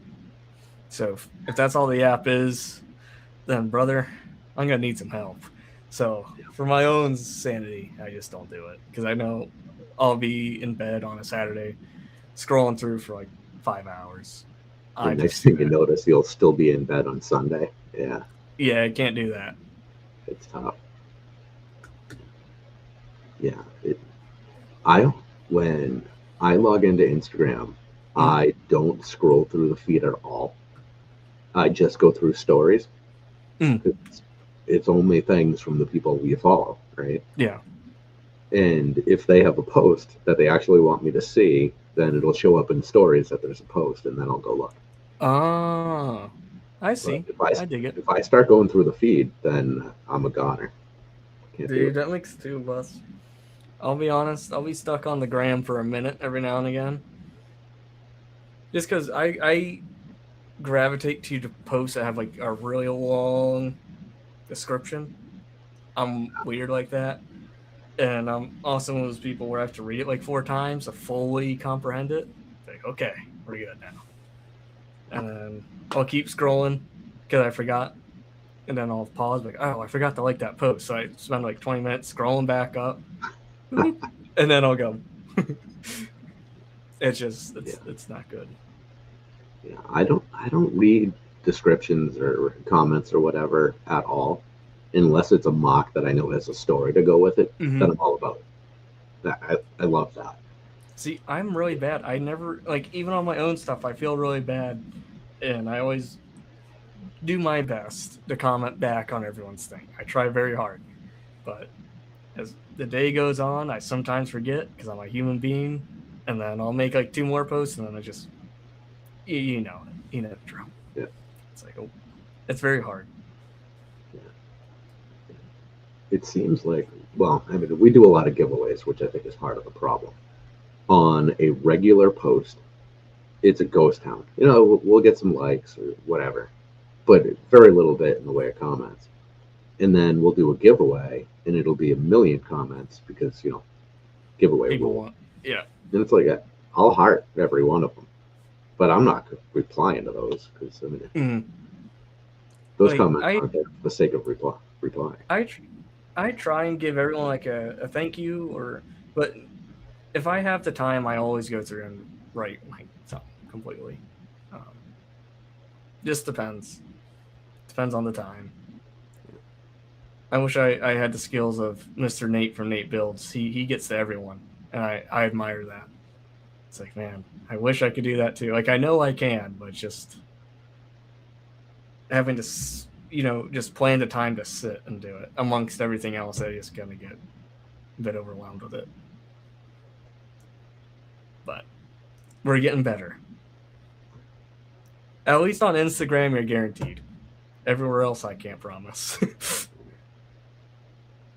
I think the hardest part about social media for me, and I've been trying to figure out why this is such an issue, is I can't comment on something unless I feel like I'm adding value or I have something useful to say. Just saying like, great work, doesn't seem like I'm bringing any value to the conversation. It sounds like I'm just commenting for the sake of commenting. Sure. And that feels like a waste of my time and a waste of like the person whose post I'm commenting on. I feel like I'm wasting their time getting the notification and going to read it. They're like, "Oh, yeah, great work. Yeah, thanks. Whatever." That's kind of generic. I'm the same way. Especially when I'm looking at mocks, I'll like zoom in everywhere because that's where I'm starting to gravitate more towards now. Just doing that stuff, just building. Because the state of sets is just kind of sad for me. Like it's not sad in general. Like it can be good for other people. It's just not tickling my own fancy. And like I'm very happy that Lego Star Trek's a thing. Very very stoked. So and then I was kind of going through, and I was when I was doing Spock's little area, I was like, man, I want to see like how other people do the interiors of the Enterprise, like the rooms. Then I'm like, man, not a whole lot of people do. Like there's only like two or three, because a lot of people just only do the bridge and that's it. I'm like, y'all realize this ship is huge. Like it can go for miles. Like it's a big ship. And so it's like, so now I'm very glad to be able. Well, I'm always gonna love Star Wars.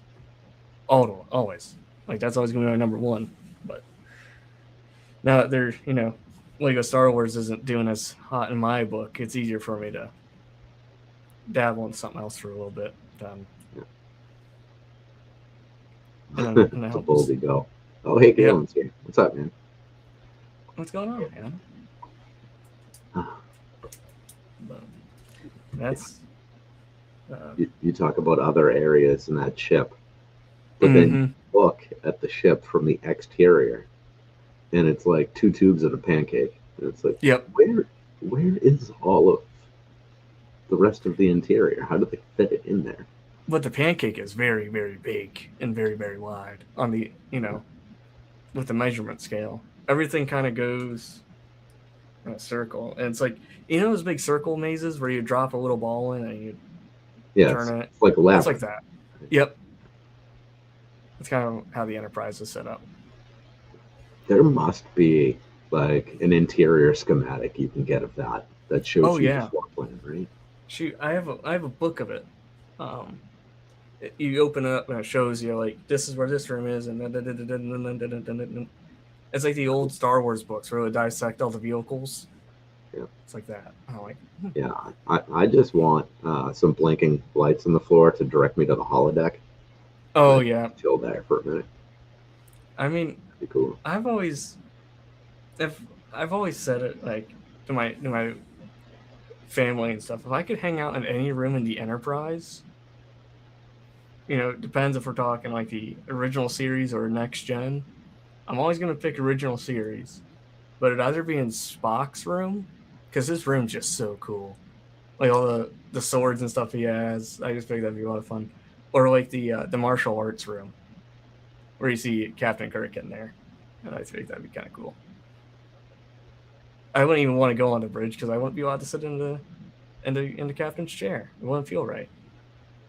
So I'd want to just go and hang out like a normal dude. Yeah, I'd kind of like it. What is it?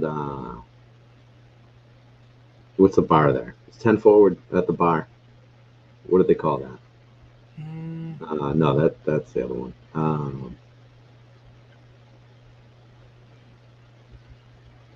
What's the little bar restaurant thing that they go to? Where Guinan worked there.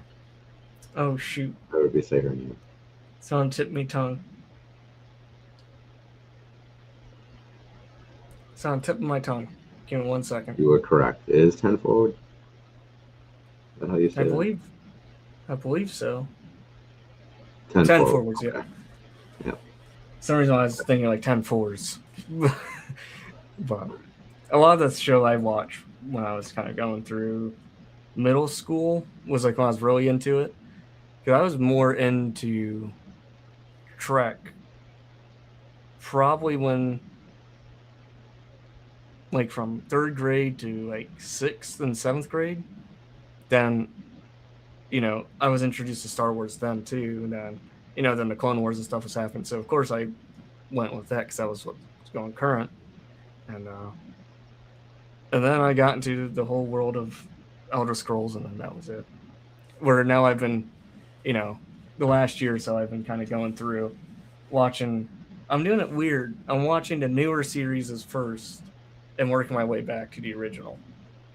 Because I know if I were just to watch the original, I would go back and just repick certain episodes, and I want to get the full view of it.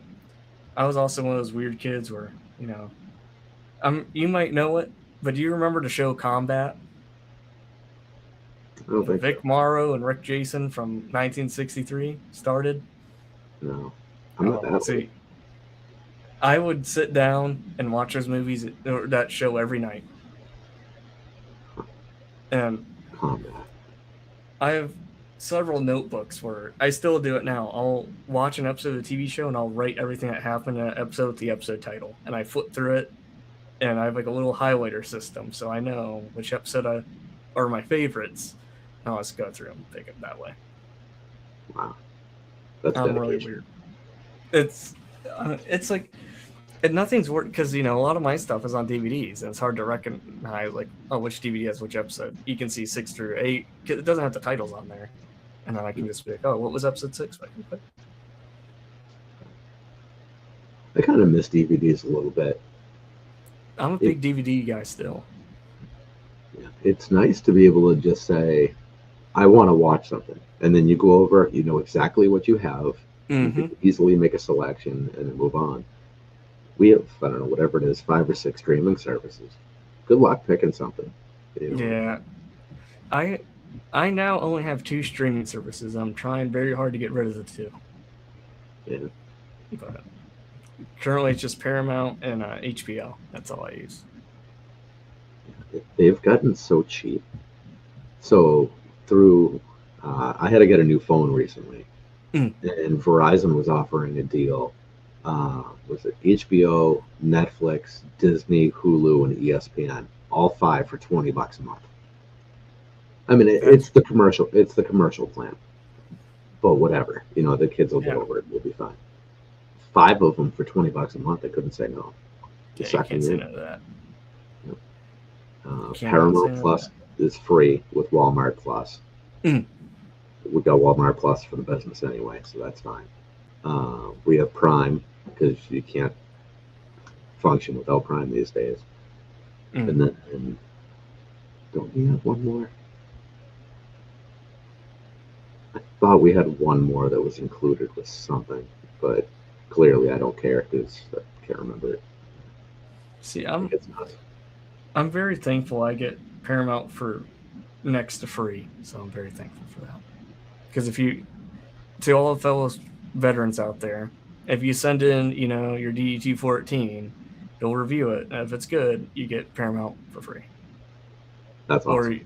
Or for like $1.99 a month, and it's the premium version. So cool. It just depends on how their billing's going that month. Yeah, more people should offer that. It's, if I hear deals like that, I try and share the good word, because not many companies do. Yeah. Nor do I expect companies to. I'm not saying that, but it's just nice getting that. Like, oh, hey, that's kind of neat. Helps you out every month. In a world that's just getting more and more expensive. Oh, it's getting crazy. I went to the grocery store, got like a dozen eggs, some milk, like 3 packs of pork chops, some canned green beans, some bags of rice. It was like $90. I'm like, holy zooey mama.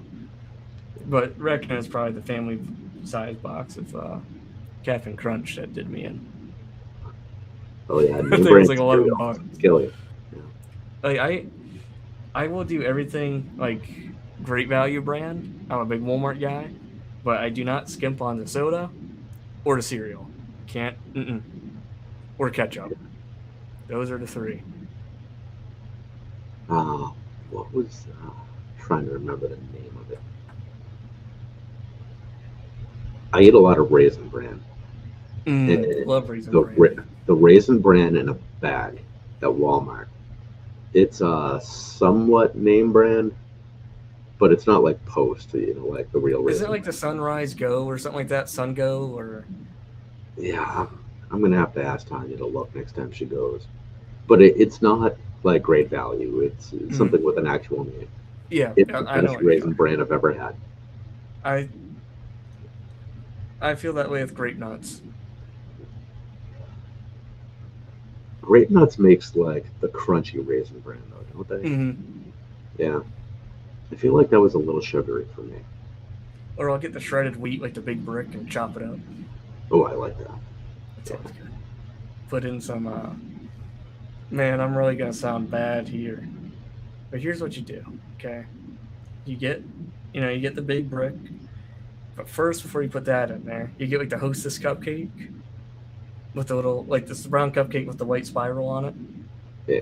You put that in there, you mash it up, then you put the big wheat, and then from there, man, I get some like whipped cream, put it in there, Ooh, it's a and full if I'm dessert.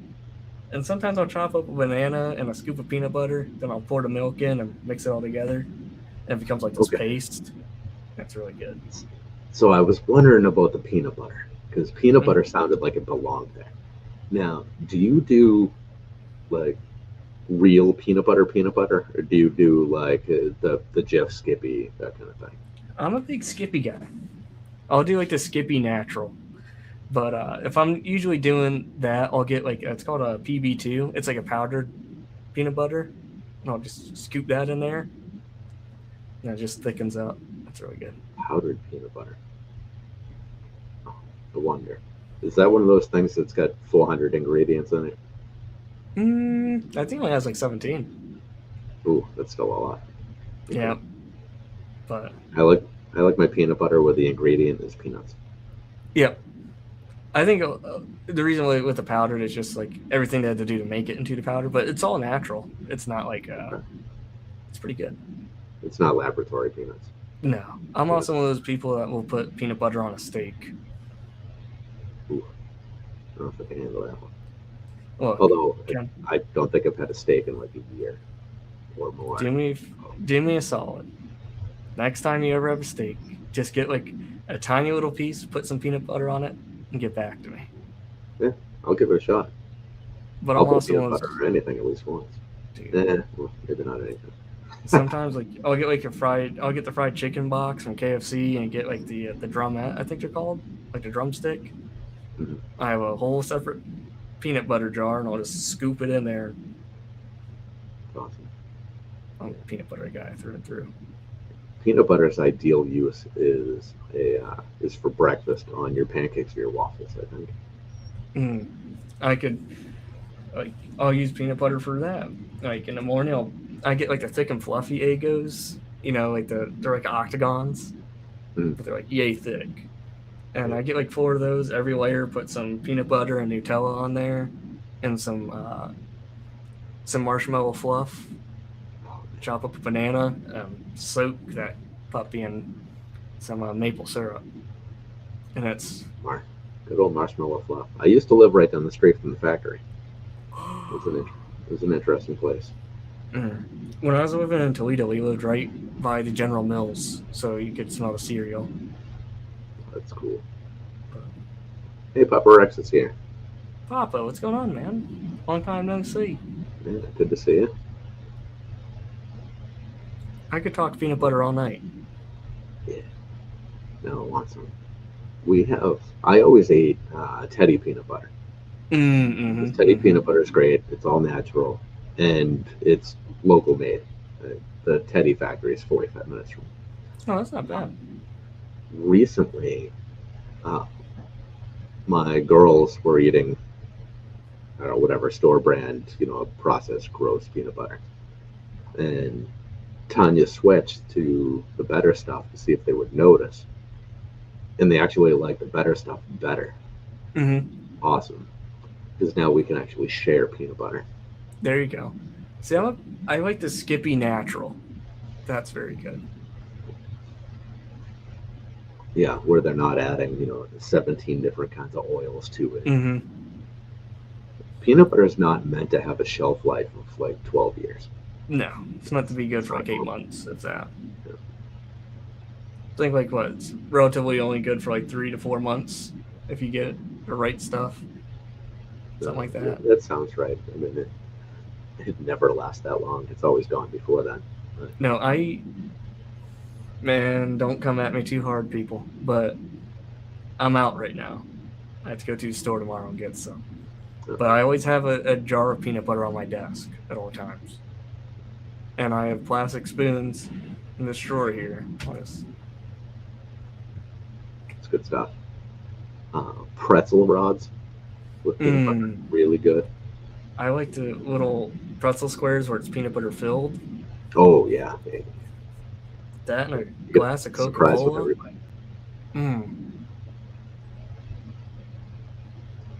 Surprise with every bite, as you said, perfectly. Are you a mandatory glass bottle guy, or you go can stuff? If I can find it, glass, but it's pretty hard to find a glass here. Unless you have a Costco membership, and I don't. So I just get the can. When I was a kid, I had a psychiatrist that had a Coke bottle collection.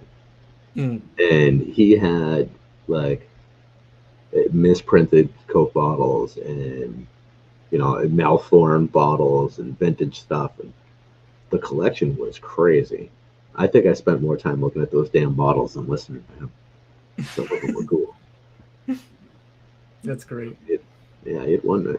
I forget what shape it was. It wasn't quite a figure eight, but it was distorted into some weird shape. Oh, was it something they did for Coca-Cola New? I don't know. This would have been 94.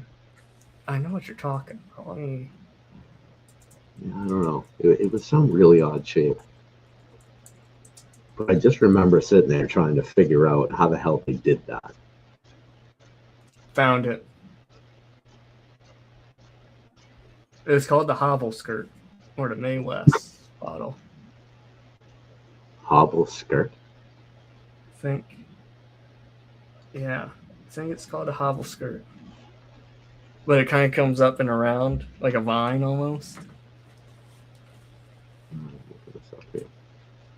It was a 10-ounce bottle.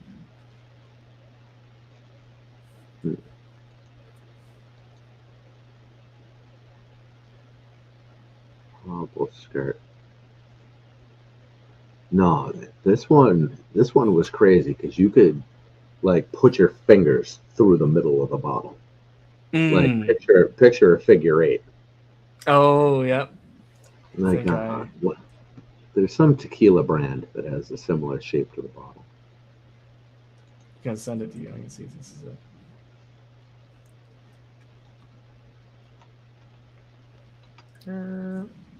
This is something like that.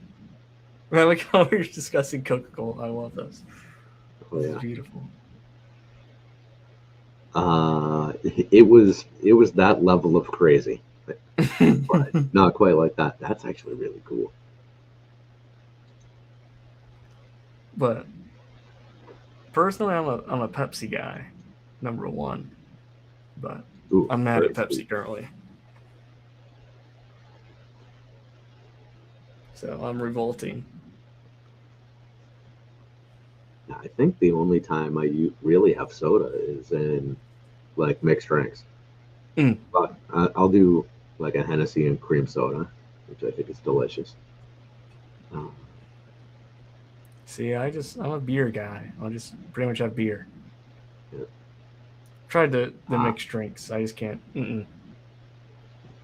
Kettle One and pineapple Fanta is actually really good. I like that one.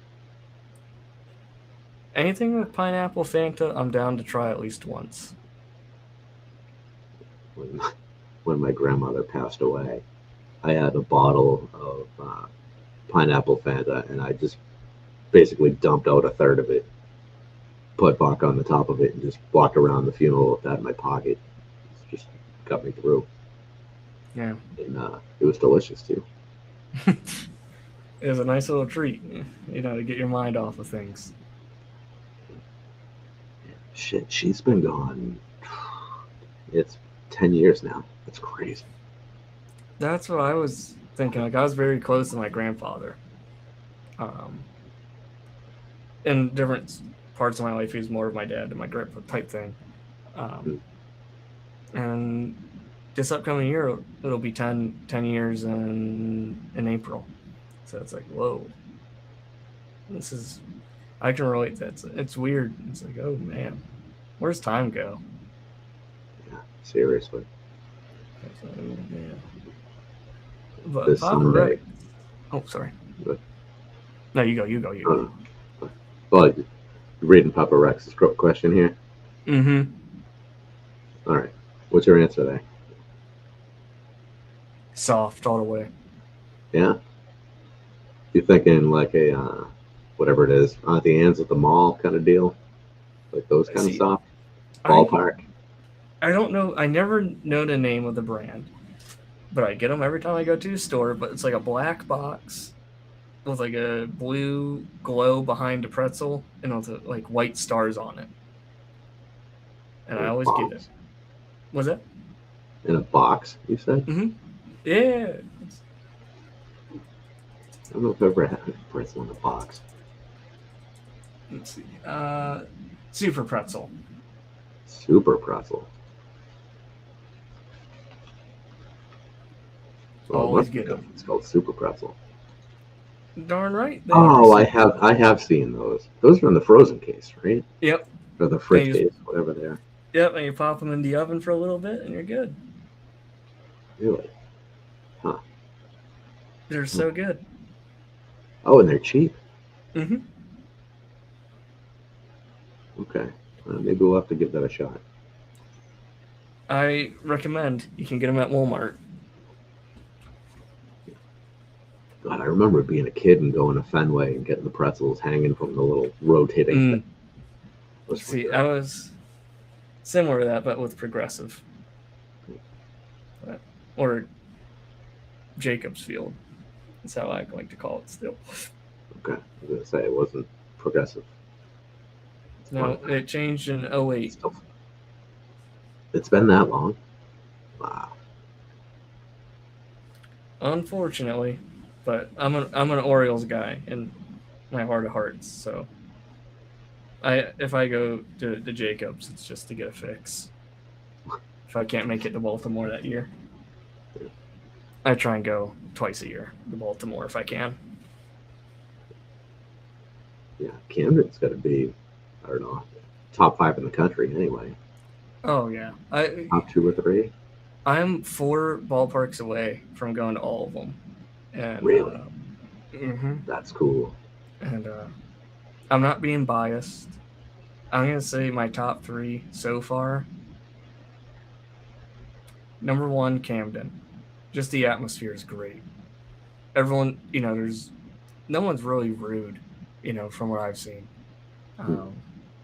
Like the staff's always really friendly. Like they're not like, oh, you're in the wrong area, you need to move. Like that type mentality. They're all like, oh yeah, I can walk you there, no problem. It's really neat. Very family friendly. Mm-hmm. And I liked, and I kid you not, they're the cleanest bathrooms I've ever seen. Like, there's not a single nothing on the floor. And like inside the bathroom, like the trash can has the Orioles beak open and you shoot it into his mouth, and it's really neat. I love that. It's fun. Number 2, it's close, but I'm gonna have to go with Pittsburgh. Good old PNC. I believe it's PNC, right? And then Chase. Which one is Chase? Chase, I believe it's Arizona. Okay. Diamondbacks.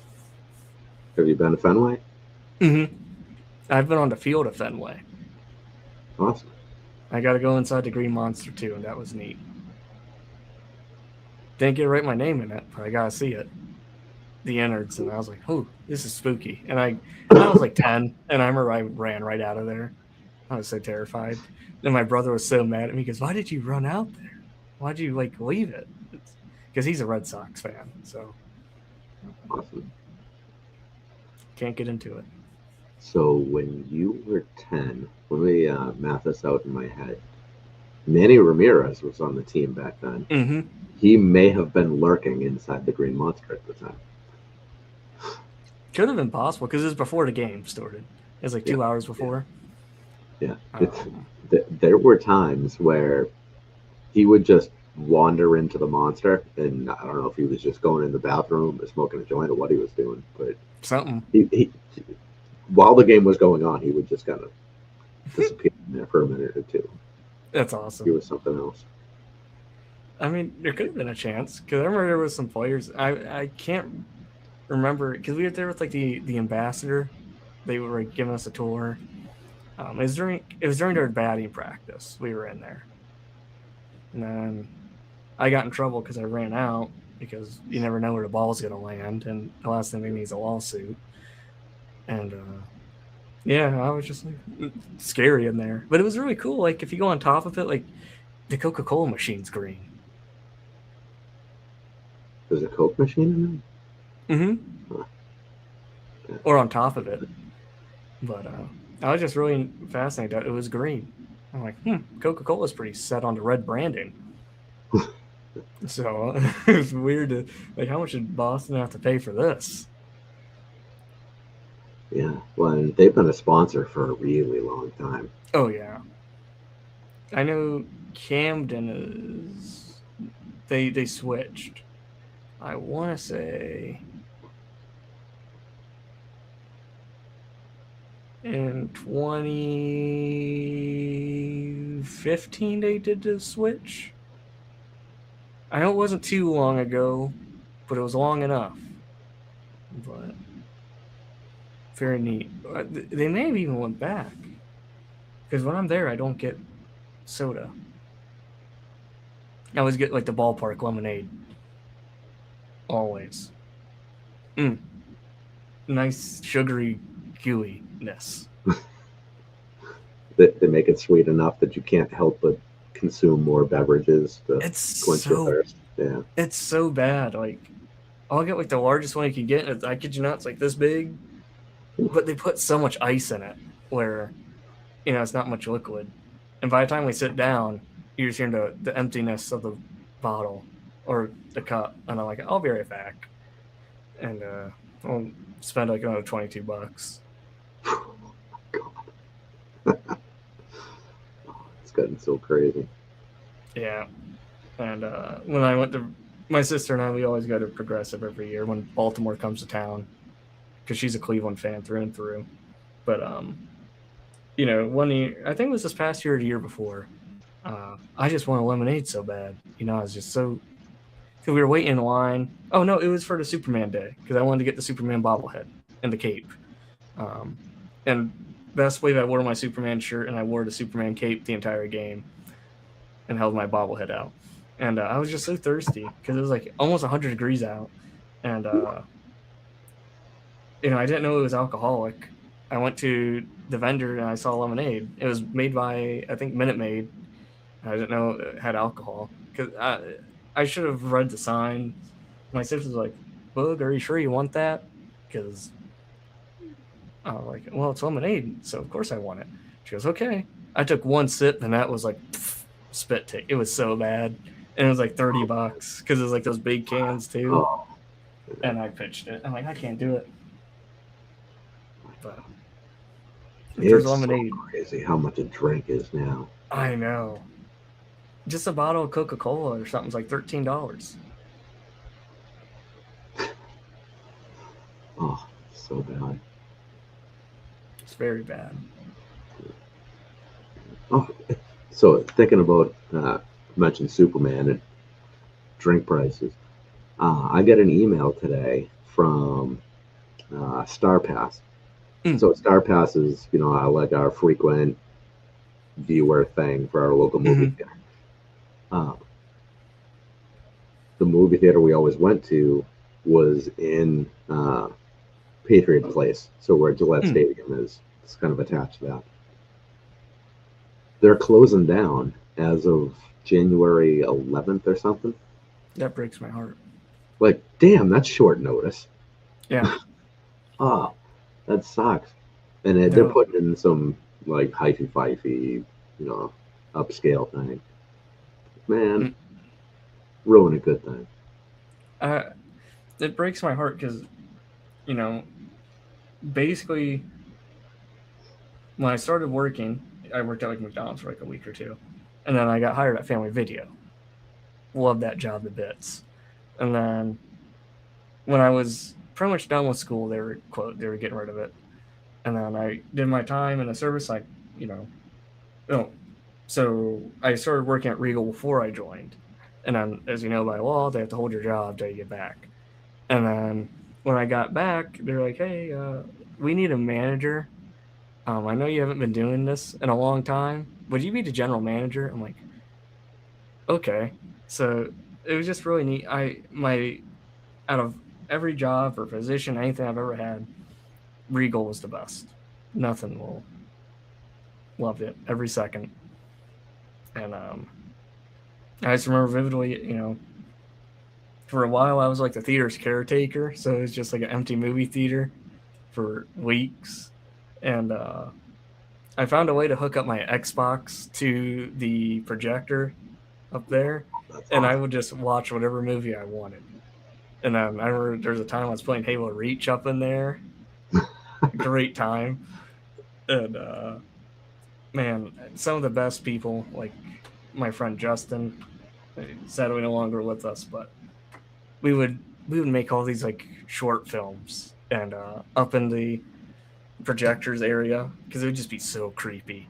Like you go in there, it was terrifying, man. Like because it's always complete darkness, and there's always like one light at the end of the hallway, and that's all you see, and it's very very dim. So it's like out of every scary movie, and it always flickered, no matter what you did. Like we had an electrician come out redo it, still flickered. And we're like, yeah, that place is haunted. But um, I just remember they're like, hey, you're gonna want to find a new job soon. I'm like, huh, why? Like, because we got bought out again. And I'm like, and then 10 days from that point, we pulled the plug. I was like, oh, this is a gut punch. It just it makes me more and more sad that like everyone's like, well, it's so expensive to go to the movies, but it's not the theater's fault because movie theater they make off of tickets, so they have to make money somehow. Um, but it just makes me sad knowing that some of the generations being born now will never know what a movie theater is. It's, that will not be a thing in this household. Good. It's Aria, my oldest, and I. We had a pretty good thing going, regularly going to the theaters. I mean, that's died down in the last few months because there really hasn't been anything great to bring her to because she's still young. And when my youngest gets older, she'll have the same experience. We'll go whenever we can. Only kid movies so far. Eventually she'll age into other stuff. We'll do. Sure. I'm happy to do all animated, whatever they want.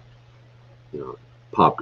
The biggest popcorn that they offer is mandatory every showing. Oh man. It's a great experience. Yeah. You have to be there. See, here's what I recommend. If you can go to the last showing, definitely make a stop by the counter when like the concessions when you're leaving.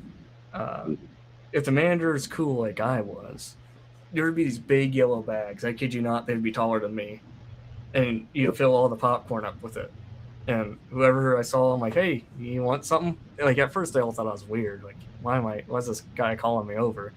And I bust out this big bag of popcorn, and they're like, oh, yo, you're cool. Or if no one wanted it, I would always take it to the homeless shelter down the road and just drop it off. That's cool. But yeah, I actually know those bags well.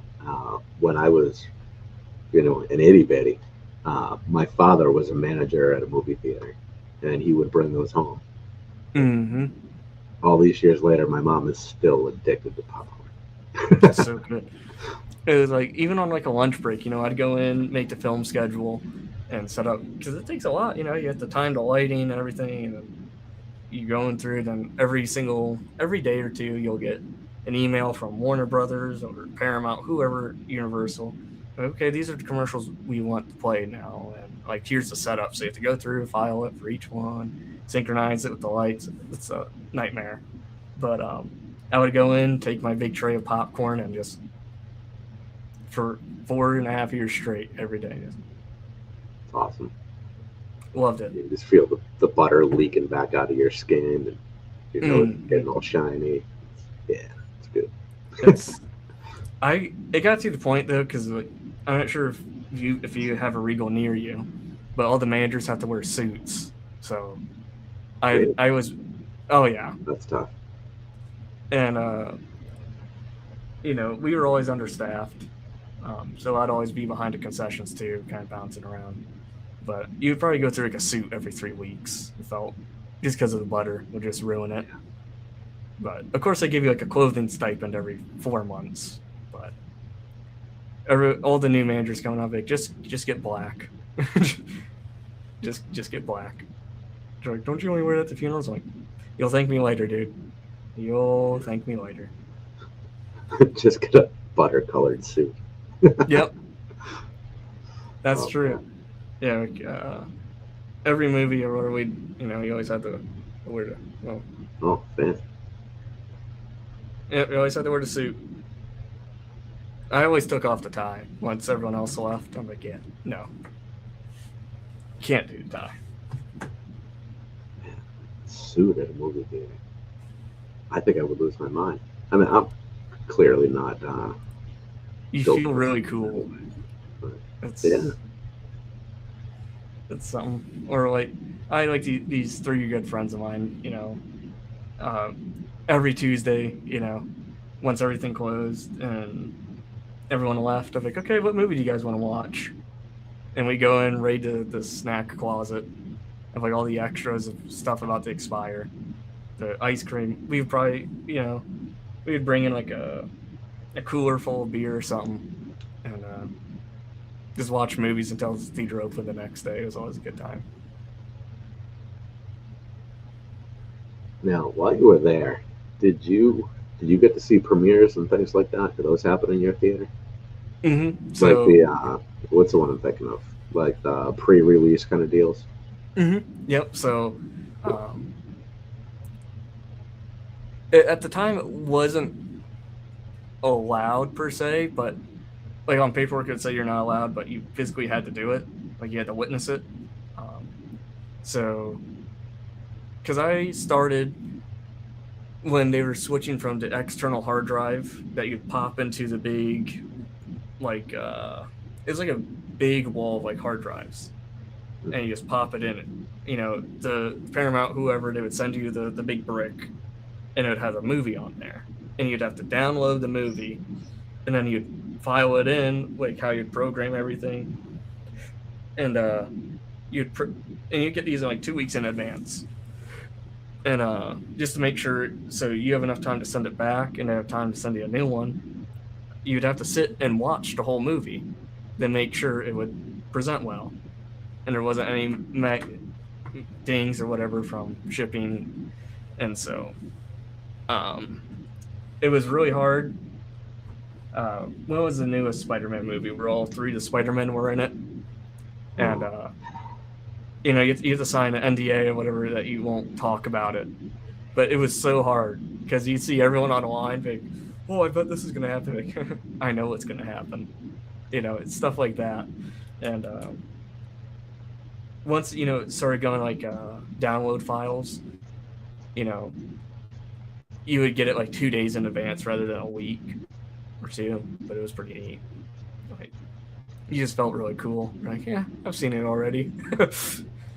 But the one thing that irked me the most is like, you would have people going in for a rewatch, then you'd have like a family in front of them, like, oh, we're so excited to watch this movie, and then the people behind them just spoil the whole thing. I'm like, you're kidding. Oh, that's terrible. I'd always give them a refund. Like, here, it's on me. I just feel so bad. We got to see the Minecraft movie the weekend before it came out. we got some special passes through Fandango, I think it was, Okay. and brought my daughter. I really had no interest in it, but she was all excited, all about it, and the sense of like joy and excitement for her there, like knowing she was getting to see it early, and just the big mob and like the lobby waiting for the doors to open.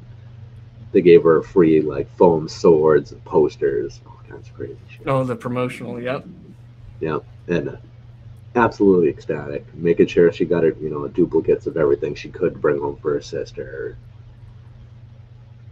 I love It that. didn't register to her until we settled in that it was a one-time deal, and that her friends weren't all going to get to do it too. And you could like see the realization set in, and she was like sad for a minute that her friends couldn't experience this awesome thing too. Man, you're gonna do all right, kid. Yeah. It's pretty cool. The best ways to stay on top of that is if you go on, like if it's a chain theater, if you go on the website, there's going to be, I think they usually do it, or usually Thursdays or Wednesdays. It's going to be a mystery movie. At least this is what Regal would do. And, you would, before you went into the theater, you would sign a paper, like I won't talk about it. And they would show you like a movie that's coming out in like 2 weeks or a month ahead, and you'd all file in. And it's really neat. I'm sure they still do it. So if you want to ever recreate that, that's the way to do it. I'll have to check that out. I wonder how far it is to the nearest Regal. Sadly, they're all dropping like hotcakes. Yeah. I mean, when I was, shoot, because I was done there, and let's see, because that picture was the final picture I took. March 2022. Because it was right when I switched to reserves. There was like 850 theaters or at least inside of the United States. And I think that number is definitely dropped at least in half. And they're shutting down another 200 locations at the first of the year. Wow.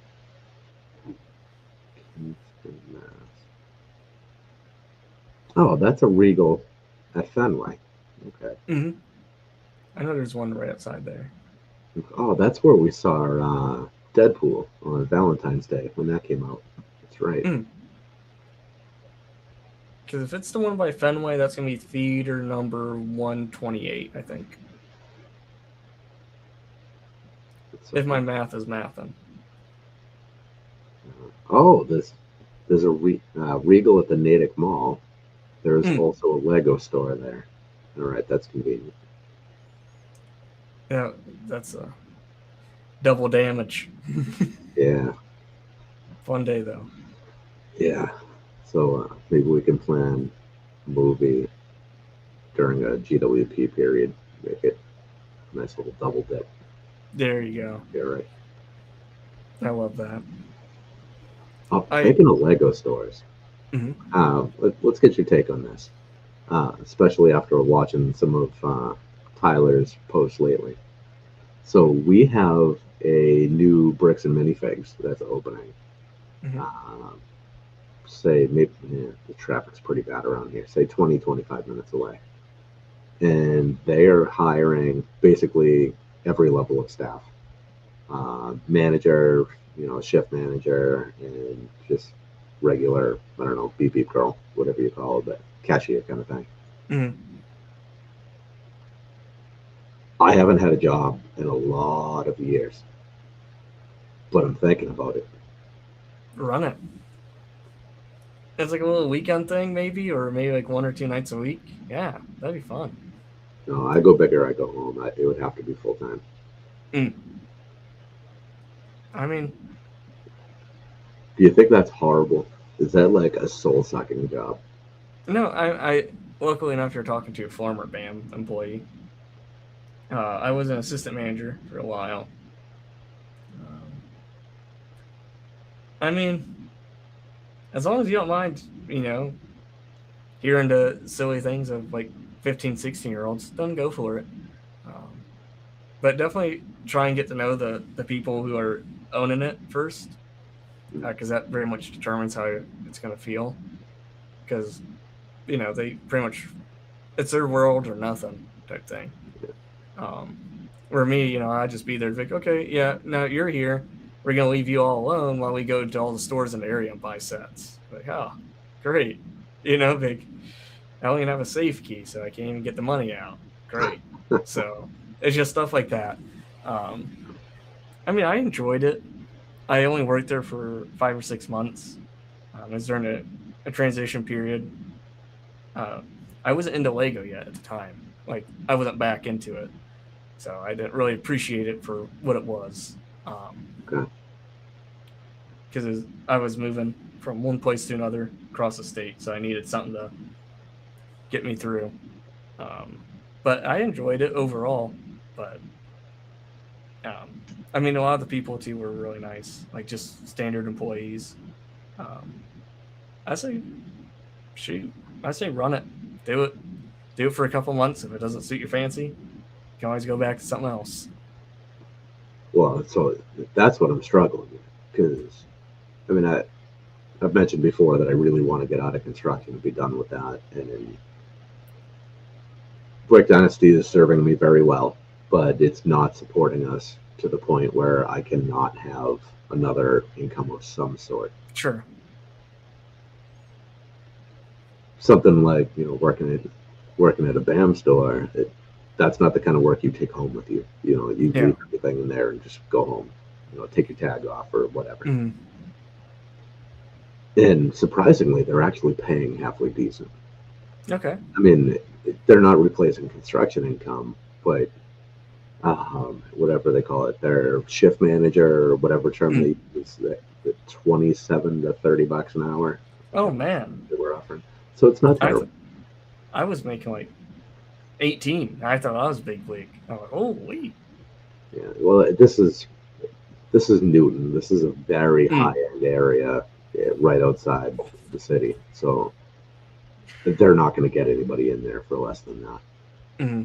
And I'm sure it's going to be one of the most expensive BAM stores in the country. It has to be. Yeah. They've got to be paying $15,000 a month for rent in this spot. I say run it. Yeah.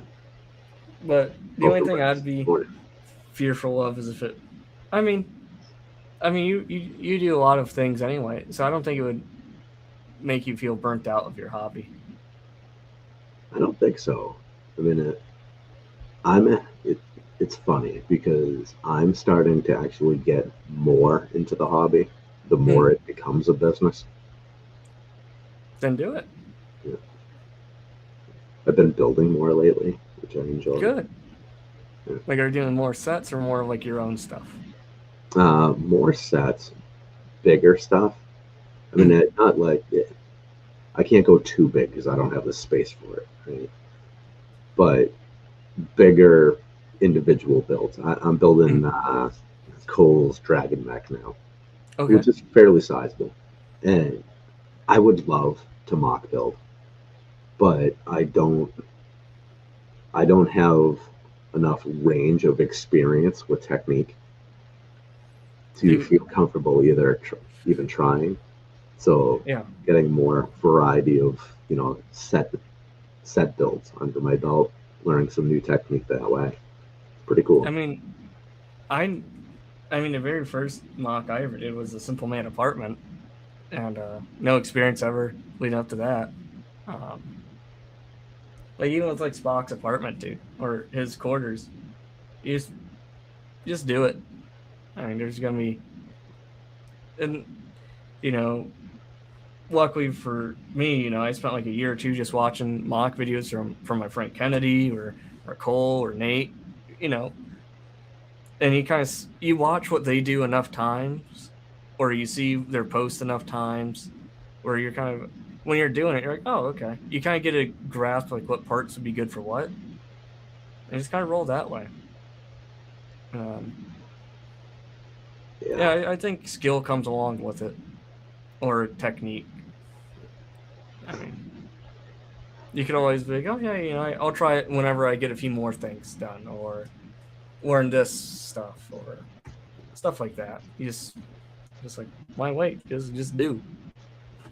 Well, I also need to be mentally prepared because whatever parts I use, I have to deduct from my Bricklink inventory, which, or I can just plan ahead and stop listing certain things and kind of hoard things aside. So Sure. Take some planning. Or if you just have sets you don't use anymore, just part those out and keep that as your mock bin. Yeah. I actually have a whole bunch in the closet, a bunch of used sets that were listed on eBay. And either the listings got taken down or lost or something went wrong. Sure. I know that I have more there than are currently listed. So I'm going to have to go through and see what's what. And maybe I can scavenge a lot of that stuff too. I got half a pirate ship in the bedroom that's not doing anything. There you go. Mock pieces. Yeah. Best way to do it, I think, is just try it. But. And stop overthinking? How do you do that? Yeah, That's hard. I'm a chronic overthinker. And, luckily I'm very fortunate to be able to have friends, like Kennedy and Nate and Luke and Cole. And, we'll be in like a Discord call or something. And they'll be like, oh yeah, I'm building this, stuff of that nature. And I'm like, shoot, I'll join in on the hassle with them, just stuff like that. Or for, put on like a YouTube video of like Coconut or someone, Abe, or he goes by Hype Light Bricks, and just kind of build with them. Just kind of, when you're building, I feel like you're able to, while you're doing it, you're able to kind of like focus more on what they're saying, because you're actively doing something that's similar to what they're doing. So you take it has like more weight or more value. You're like, oh, because you could be stuck on something, and then they're doing something like, oh yeah, I could try that. It's just a big puzzle. I do like puzzles. There you go. Yeah. Actually, somewhere nearby, I think it's over here, I do have a whole bag of some colors that I've been planning on. They're all Dreams Villains colors. The blacks and purples and the opalescent kind of things. And I have been kind of squirreling those aside. There you go. Start playing around with them. I mean, that fits the mood well. I just build on 16 by 16 plates or smaller. Just kind of gradually build up. Yeah, that's smart. And like, that's about all the room I have in front of me here. So that is a perfect starting point. Yep, I live in a little one-bedroom apartment, so it's more so considered like an efficiency. But since it has a dividing wall and a set of stairs, it's considered a one-bedroom. But yeah, if it can't fit on my desk, I can't do it. And having like 3 cats too doesn't help. Oh yeah, it needs to be. You need a storage cube beside it then to keep it safe. Yeah. Mm-hmm. So, and I prefer the smaller mocks because you're able to pack more detail in. It doesn't have to be the biggest thing to be good.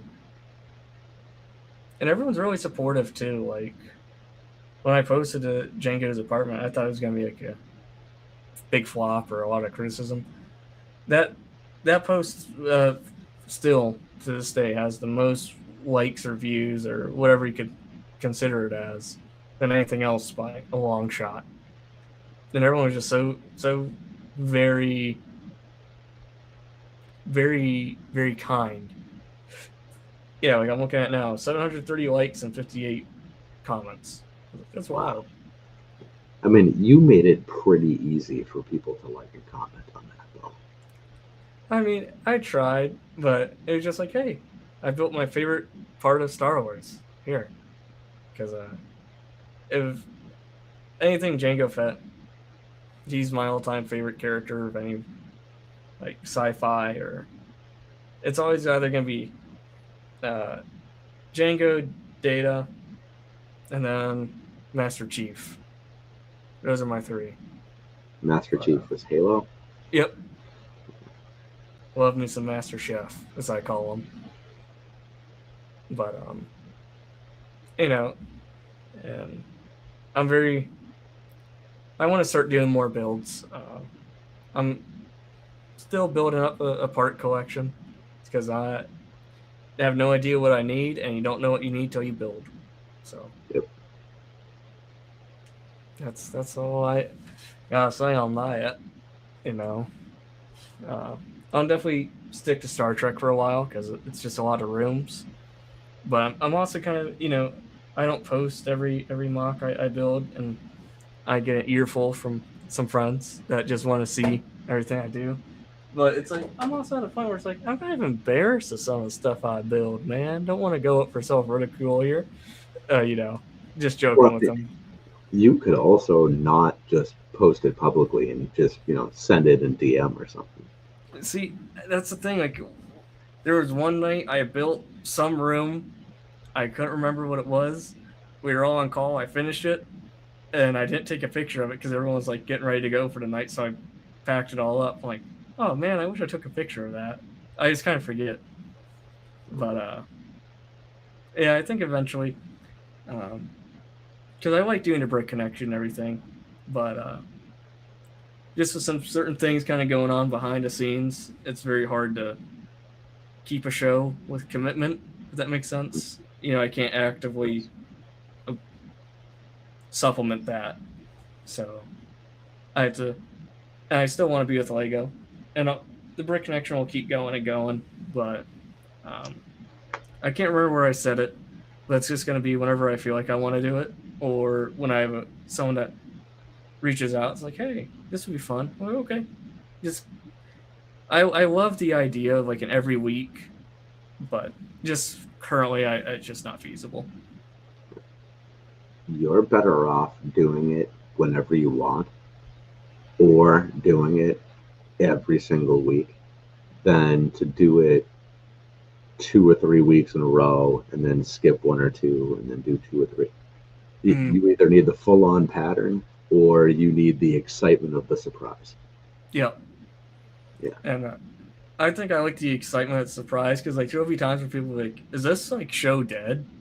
Out of nowhere, just something comes out. But I don't know. Whenever life slows down a little bit, I'll try and do like every 2 weeks or something. But I'll revisit that statement in like March or April once school's done. There's also nothing saying that you can't just, when you have time, just put a couple in the can. See, I wanted to always do the pre-recorded, but there's one episode that's sitting that will probably never get published. It just didn't feel right. It felt very awkward. Because I like getting questions from people who are watching actively, and I have my own list of questions, but I can kind of see what everyone's saying, then I can mash it all into one. Therefore, it saves the guest more time because I realize like their time's precious. Because not everyone goes on a talk show per se. So I try and be very what's the word? Very respectful or respective of that. Like the fella, he asked, not to be named because he wants to come back and do it live as like his first ever debut type thing. And the hardest thing is like he's in Germany, so it's very hard to. And there's also a language barrier, too. That's tough because he doesn't understand. I don't understand a lick of German, and he speaks English very well, but it's a lot of fragments, so it's a little bit hard to. He's like, I'll keep learning some more English. Be more fluent. Give me 12 months. I'm like, okay. So I guess we'll see in February if he still wants to, because it's coming up soon. To Papa Rex's question here, considered being a building inspector.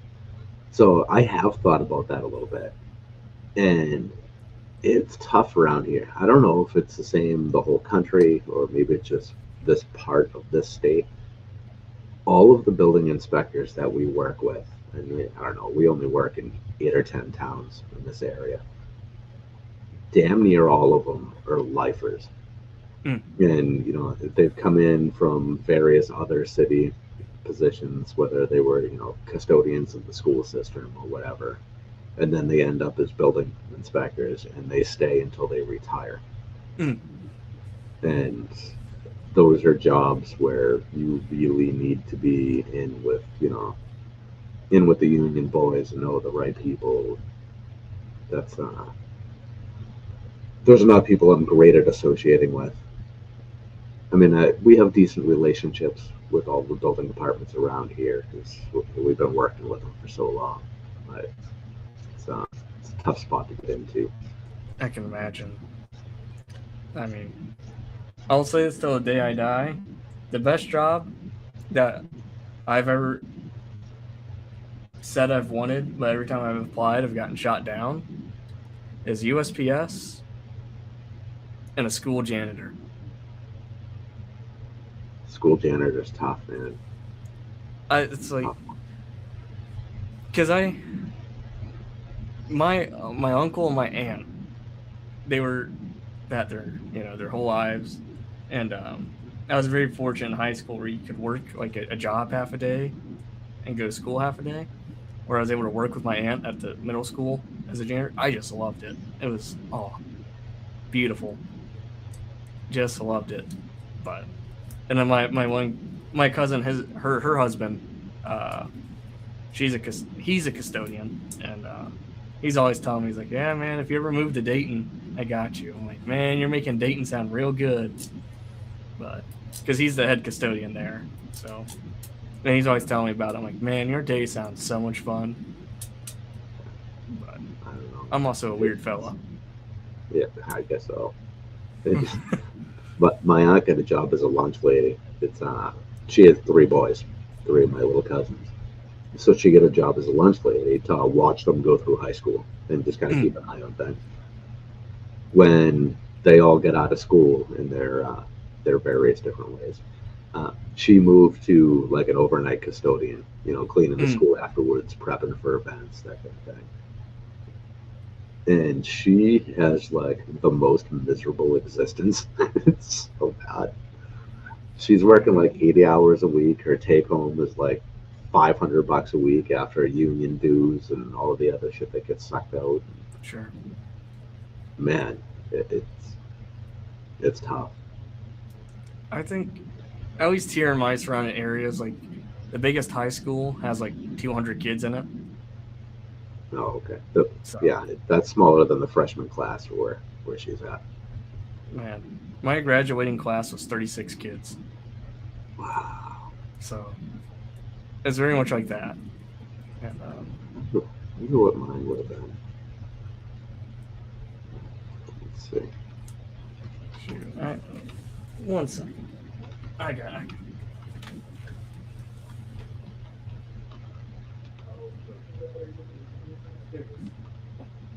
No, that's not it. Yeah, here it is.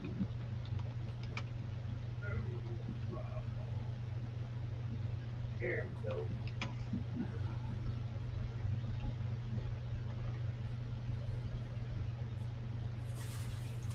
Found it. Show and tell.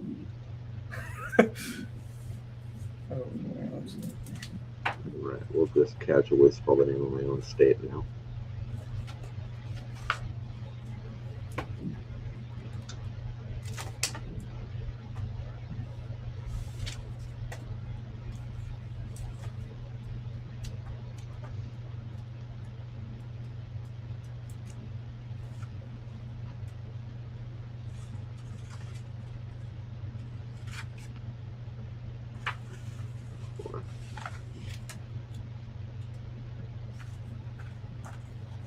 Here's my whole graduating class. If I can, yeah, there we go. That was every student. Two little Two, pages. two kids per picture there. Wow. Tiny, Yeah. tiny. So I just looked the school that she's a custodian at. Last year's graduating class was 169 students. That's like our entire school. Yeah. That's crazy.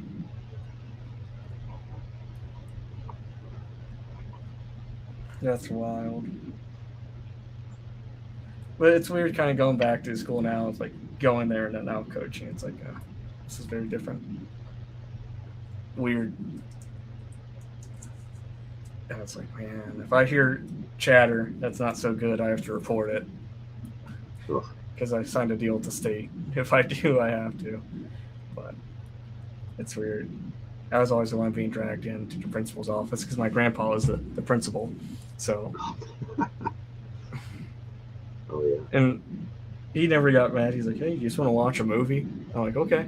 So we just watch movies, or, we watch, because he's how I liked all the old TV shows and stuff like that, like Combat, Twilight Zone. And if he liked what I did, or if it was funny, like, we're going to watch Magnum. And I knew it was going to be a good day. Cool. So, but rest of his soul. He passed away earlier this year, and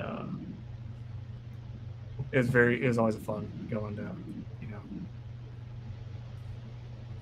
If I didn't, because I was always good in school, and I never did like anything bad, It would just, I would always ask a lot of questions, and I'd make the teachers angry. You just go see your grandfather. I'm like, okay. It'd be that, and so I'd always, or I'd be sitting there on study hall or lunch or something talking to him. There'd be a kid in trouble, and he'd always have like this fake arm from like Halloween. He had like hot glued it to his desk, so everyone thought like he was murdering students in the school or something. Just stuff like that. And he'd be like, yep, if you don't behave, just a random students, your arm's gonna be glued next. And people thought he was serious, which was funny. I'm like, this old man that sees a cane to walk around, you guys are all scared of him? But it's just stuff like that. Sounds like a lot of fun. Oh yeah. Or we would play Uno or Euchre. Just everything but school. My parents did. You never played Euchre? No.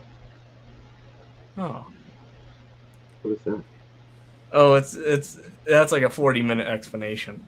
Okay. Is it a card game? Yep. Okay. I've heard from people I've met in time in the service, like no one knows Euchre because it's like an Ohio or Pennsylvania thing, and that's like as far as it goes. But it's a very, very, very, very, very, very fun game. Like, so, because I know it started, I think, in New Zealand, if I'm mistaken. Then it found its way here somehow, but like one game of it can take anywhere from like 25 to 40 minutes, and you only use like 24 or 30 cards in it. You don't use the full deck. Weird. It's a fun game. How do you know what part of the deck to use? I can't speak on like its official terms. I only know from like my parents passed it down to me, and I always have their deck. So okay. All right. So instead of 52 cards, you just take a chunk off the top and get rid of them, or do you pull the face cards out? This kind of depends on the game, really, because you can do games with jokers in or jokers out. Man, sounds very involved. Yeah, it's very, the setup of it's very, very, very much involved. It takes like 5, 10, 15 minutes to get it set up, but after that, you're good. You can play for a lifetime. Oh, Michigan. Yep, that's another place I've heard it. Many variations. Yes, there is no one way. Like every family has a different way, and I feel but cheated once you, already. in a way, but at the same time, it's just a game that really because you're gonna use 24 cards, the 9, 10, the Jack, the Queen, the King, then each, and then one ace from each suit. Shoot, I have my deck here. If I can get it out of my desk, I can. Damn, Ken, you're making me pull my desk apart. I'm kidding. It's okay. I mean, don't kill yourself over it. You don't have to dig that deep. Yeah, it's buried in there right now, but Yeah, sorry. Yeah, you can use anywhere from 24 to 32 cards. Um, so it's kind of like a normal suit would be 9, 10, Jack, Queen, King, Ace. Then a trump suit would be, your 9, 10, Queen, King. Wait. So it'd be your 9, 10, Queen, King, Ace, Jack, and Jack. But it has to be matching color Jacks. Then that would be a trump suit, and that takes all. But again, my way could be very different than someone else's way. So it's it's very similar to Hearts. Yep. If you know the game Hearts. What was the game we used to play in Maine when I was a kid? It was super complicated to learn as a kid, and then fun when you were like a teenager, just old enough to drink, like through that range, and then it went downhill for like people in the party age, and then the older folks would play it again. I think you Patience? start off with 13 cards, I think is what it was. And there's Gin like Rummy? 12 steps that you have to get through to win. It's very complicated. It's not Gin Rummy, is it? I believe it could begin with a C. It's like Cribbage? complication or something ridiculous. I'm going to have to find out. My grandmother will remember. She doesn't remember anything these days. She's going to be 90 next week. Oh, happy early birthday. But she remembers odd specific things. Yeah. And I guarantee as soon as I ask her, she's going to tell me the name of it and then start laughing and remind me that my grandfather used to cheat. I love that. Yeah. That's great. I don't think he ever actually cheated. I just don't think he ever had the patience to learn all the complicated rules. So he would do things that were just wrong. It was always fine. That's the fun of it, though. Yeah. I mean, He was great. Growing up, every Friday night, we would go to our neighbor's house with my parents, and it would be euchre night every Friday during spring and summer. And we would just go into like you had the house, then you had a garage, and like this little hallway area that was like cased in, and we'd all get this nice table, and we put the leaf in it, and we'd all just play from like 5 to like 2 in the morning, and it's always something. Yeah, I remember the days of putting the leaf in for company. Mm-hmm. The good old days. Those kind of things don't happen anymore. No, but I always told myself the day I buy a house, I'll make sure I can always use the leaf. Yeah, that's great. There is such a lack of like in-person activities now. Mm-hmm. And I mean, I blame myself for that mostly in my life. My wife's pretty good at keeping up with her friends and doing that kind of thing. I'm just kind of a hermit for the most part. I mean, thankfully, we have situations like this. I have what am I at? I don't know, like 8 calls a month or something. We're in the private group every other Monday. every other Tuesday we have a staff call. I do this every Wednesday. Jim from Wolf of Bricks every other Thursday. He's got a private call. So there's a lot of interaction that way. Yeah. Nothing in person anymore. See, for me, it's hard because, when I went into the service with a group of friends, like we all went in together type thing, or around the same time. Like my buddy Brian, he went Navy. Jordan, he went with the Air Force, and 4 of us went Army, and the other 4 went Marine Corps. So, some of them enjoyed it so much that they could keep signing back on, or get jobs where it's harder to communicate type thing, just because of deployments and things getting away. There's people you'd rather talk to, like family or something. A good group of them, like they all plan like leave at the same time, so we all kind of get together once a year, and it's always a good time. But yeah, it's really hard, unless you live in like a really close community. It's really hard to have that in-person connection with other people, unless like I feel like if you're the best way to probably do it, I mean, the older you get, if I had to imagine, it's like when you have kids and everything, is if your friends' kids come over, having the parents come over too, and to hang out that way. That's what my parents did with, because they didn't have a whole lot of friends either, and once a house went up for sale next to my friend Johnny, everyone was like, "Oh yeah, come on over." So that's how the euchre night came on, just stuff like that, and that went on till we moved. So always a good time. Yeah, we had Aria's birthday at Chuck E. Cheese 2 weeks ago. That place has changed a lot since I was a kid. Way different. Chucky's not he's not that scary anymore. No. The games are fun.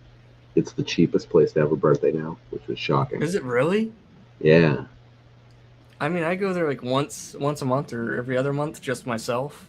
That sounds really weird. But well, it's a lot of games to play, right? Yeah, I'll go there and play skee ball, or usually just skee ball. But they have this one game. It's like I never know the name of it. I think it's called a level up or something. Level straight, something that nature.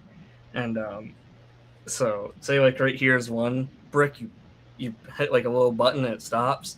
You have to try and stack it on top.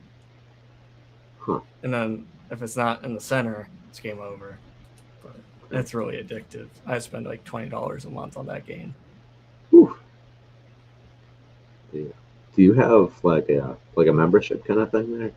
Yeah, I have their little pass that you pay in the summer. Okay. And then I think the lady who runs it just kind of feels bad for me because I'm a grown man going into Chuck E. Cheese. So she just lets me keep going. That's so funny. But I'll go there, I'll get like a Miller from the tap and just walk around playing the games. And sometimes I'll just be playing skee ball, and then like a lady will be like, "Oh, where's your kid at?" I'm like, "You're looking at home." Usually during the spring I go a lot. It's just a lot of fun. I don't go on the breaks. No. Oh, like during school breaks when all the kids are around? Yeah. No. And if I do go, I'm wearing like little latex gloves. You just call them all and have them send you a couple extra pairs. Oh, from my time at the hospital, I have cases of them. Yeah, I'm just such a filthy pig. I wouldn't wear them for basically anything. If I'm doing dishes, I'm wearing them. Yeah, for dishes too, huh? I don't like the feeling of, like if, you can't get all your food off or something, and then you put that in the sink, because I don't have a dishwasher. And, it gets all, can't, Wow. Can't touch it. I have to But it's weird. I'm fine with blood, upchuckage, poop, whatever it is. Doesn't phase me. But the leftovers on a dish that sits in the sink on accident, that no. I will vomit on command there. That's so funny.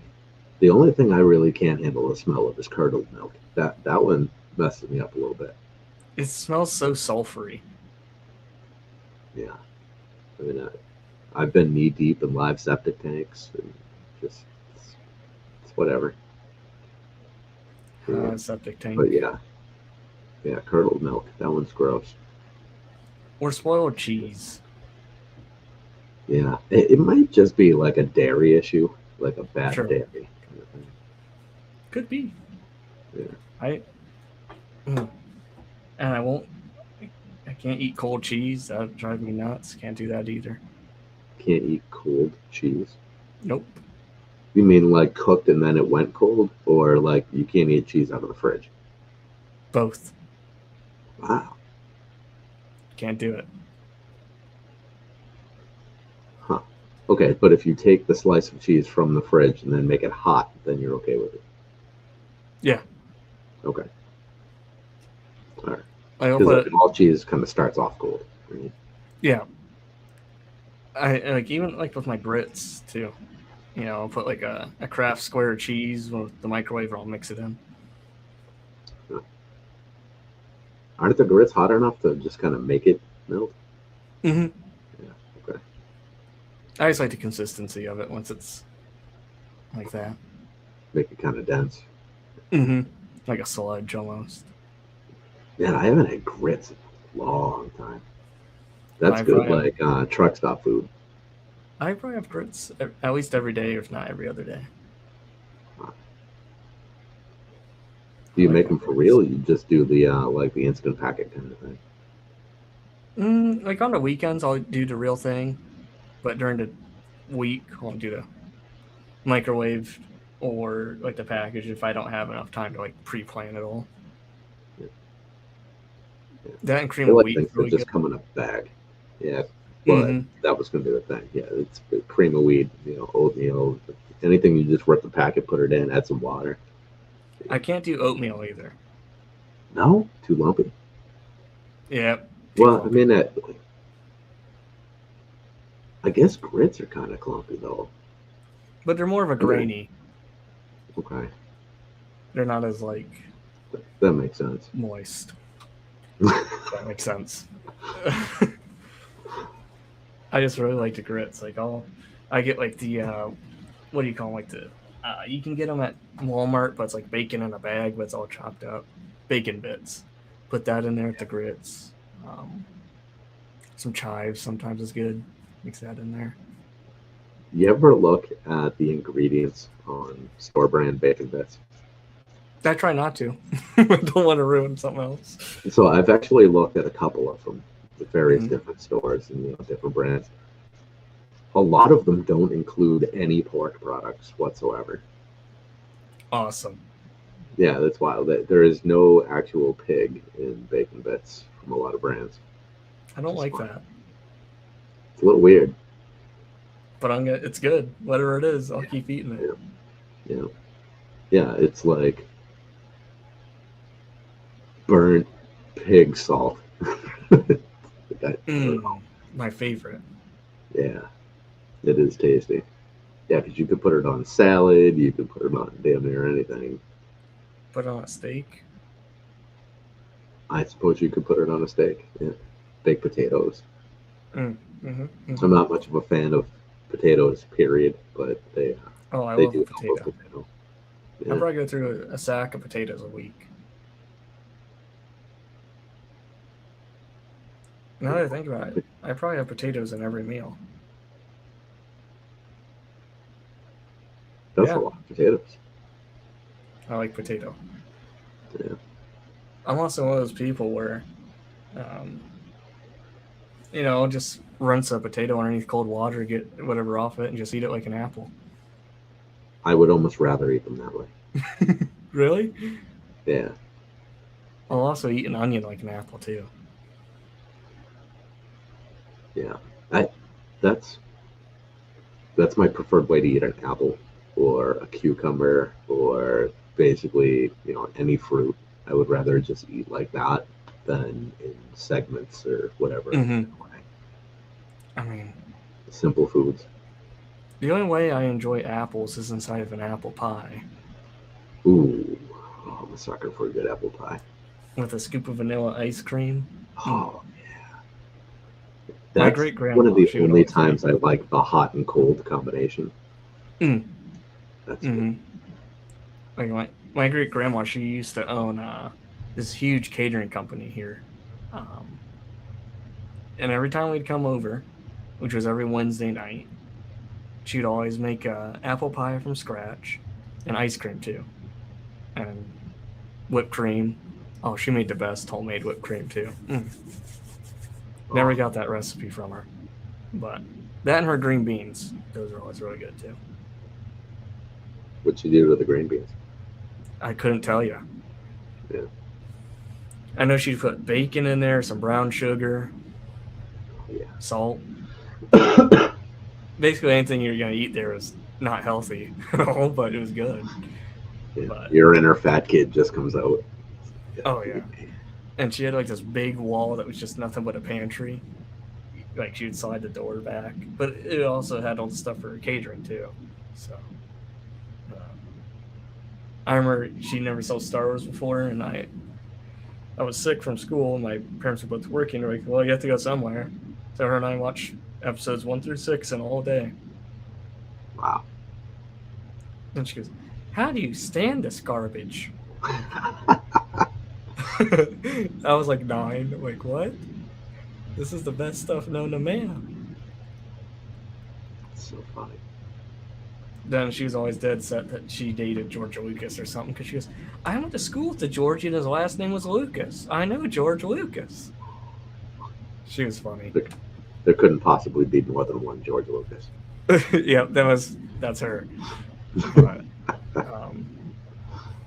she was also funny. Like, she grew up, they wanted a dog that had a short tail, and they didn't know that it was a special breed or whatever, so her and her brother went out back to the stump and made the dog have a short tail.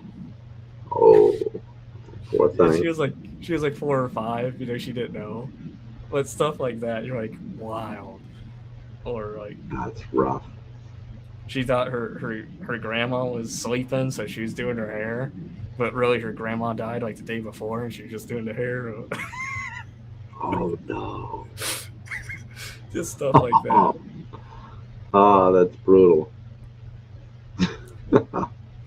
She grew up in the mountains of Tennessee, so yeah, it's never different kind of life, I think. Yeah, and this was like 1922, 23, 24, 1920s. Yeah. So different world. Oh yeah, whole new world. So it's always me hearing her stories. You're like, how did this ever happen? She goes, well, we didn't have a parent to watch us. We just raised ourselves. So, because her and my great grandpa, they just left school one day, packed up a little backpack, and walked from Tennessee all the way up to Akron. Jesus. Just hooked and ride. Wow. Yeah, because back then you could actually hitchhike, and there was like a 9 in 10 chance you weren't going to get killed. Yep. They just one day decided we don't like it here anymore, and they were in like 8th grade or something when they just came here. It's very interesting. Yeah, nowadays, if you get 2 young people that try to travel together, they get to a new destination, and she goes this way and he gets this way, and then they never see each other again. Yep. One of them ends up on the news. That's true. Yeah. Happens more than we like to think. Yep. It shows different times. Yeah, I mean, even if they end up on the news for something positive, like they just walk into a convenience store and, hit Mega Millions or something, 3 weeks later, they're broken in therapy. Yep. Just wild, man. Just crazy.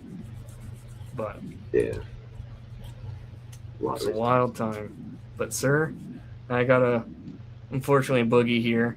Yeah, I was Duty just looking calls. at the time. It is very late now. It And is. I know you have a pile of things on your to-do list. Oh, no. It's all good. I enjoyed being able to come on, and thanks for having me, dude. It's been fun. I appreciate you coming and hanging out. This Absolutely. is great. Anytime. You know, my messages are always open for you. All right. Well, I will see you somewhere Friday, Saturday, somewhere in there. Absolutely. We'll, It'll be a nice reunion. Yeah, it'll be some good time. All right. So everybody who's still with us, make sure you keep an eye on Austiff's Instagram. Is where you're doing the official announcement there. Mm-hmm. All right. Keep an eye on that. The charity stream coming this Friday will be awesome. And if I don't see you guys there, then everyone have a Merry Christmas. I'm going to launch next week's episode as a premiere. So I'll just be hanging out in chat when the recording is live. It was an interview I did with Slurpee a month or so ago. Because Slurpee is a hard one to get live because he is in different times. He's in Potato Land. Yes, sir. All right. Well, everybody, thank you again for hanging out. Austiff, it's always a pleasure. Until next time, good night, everyone.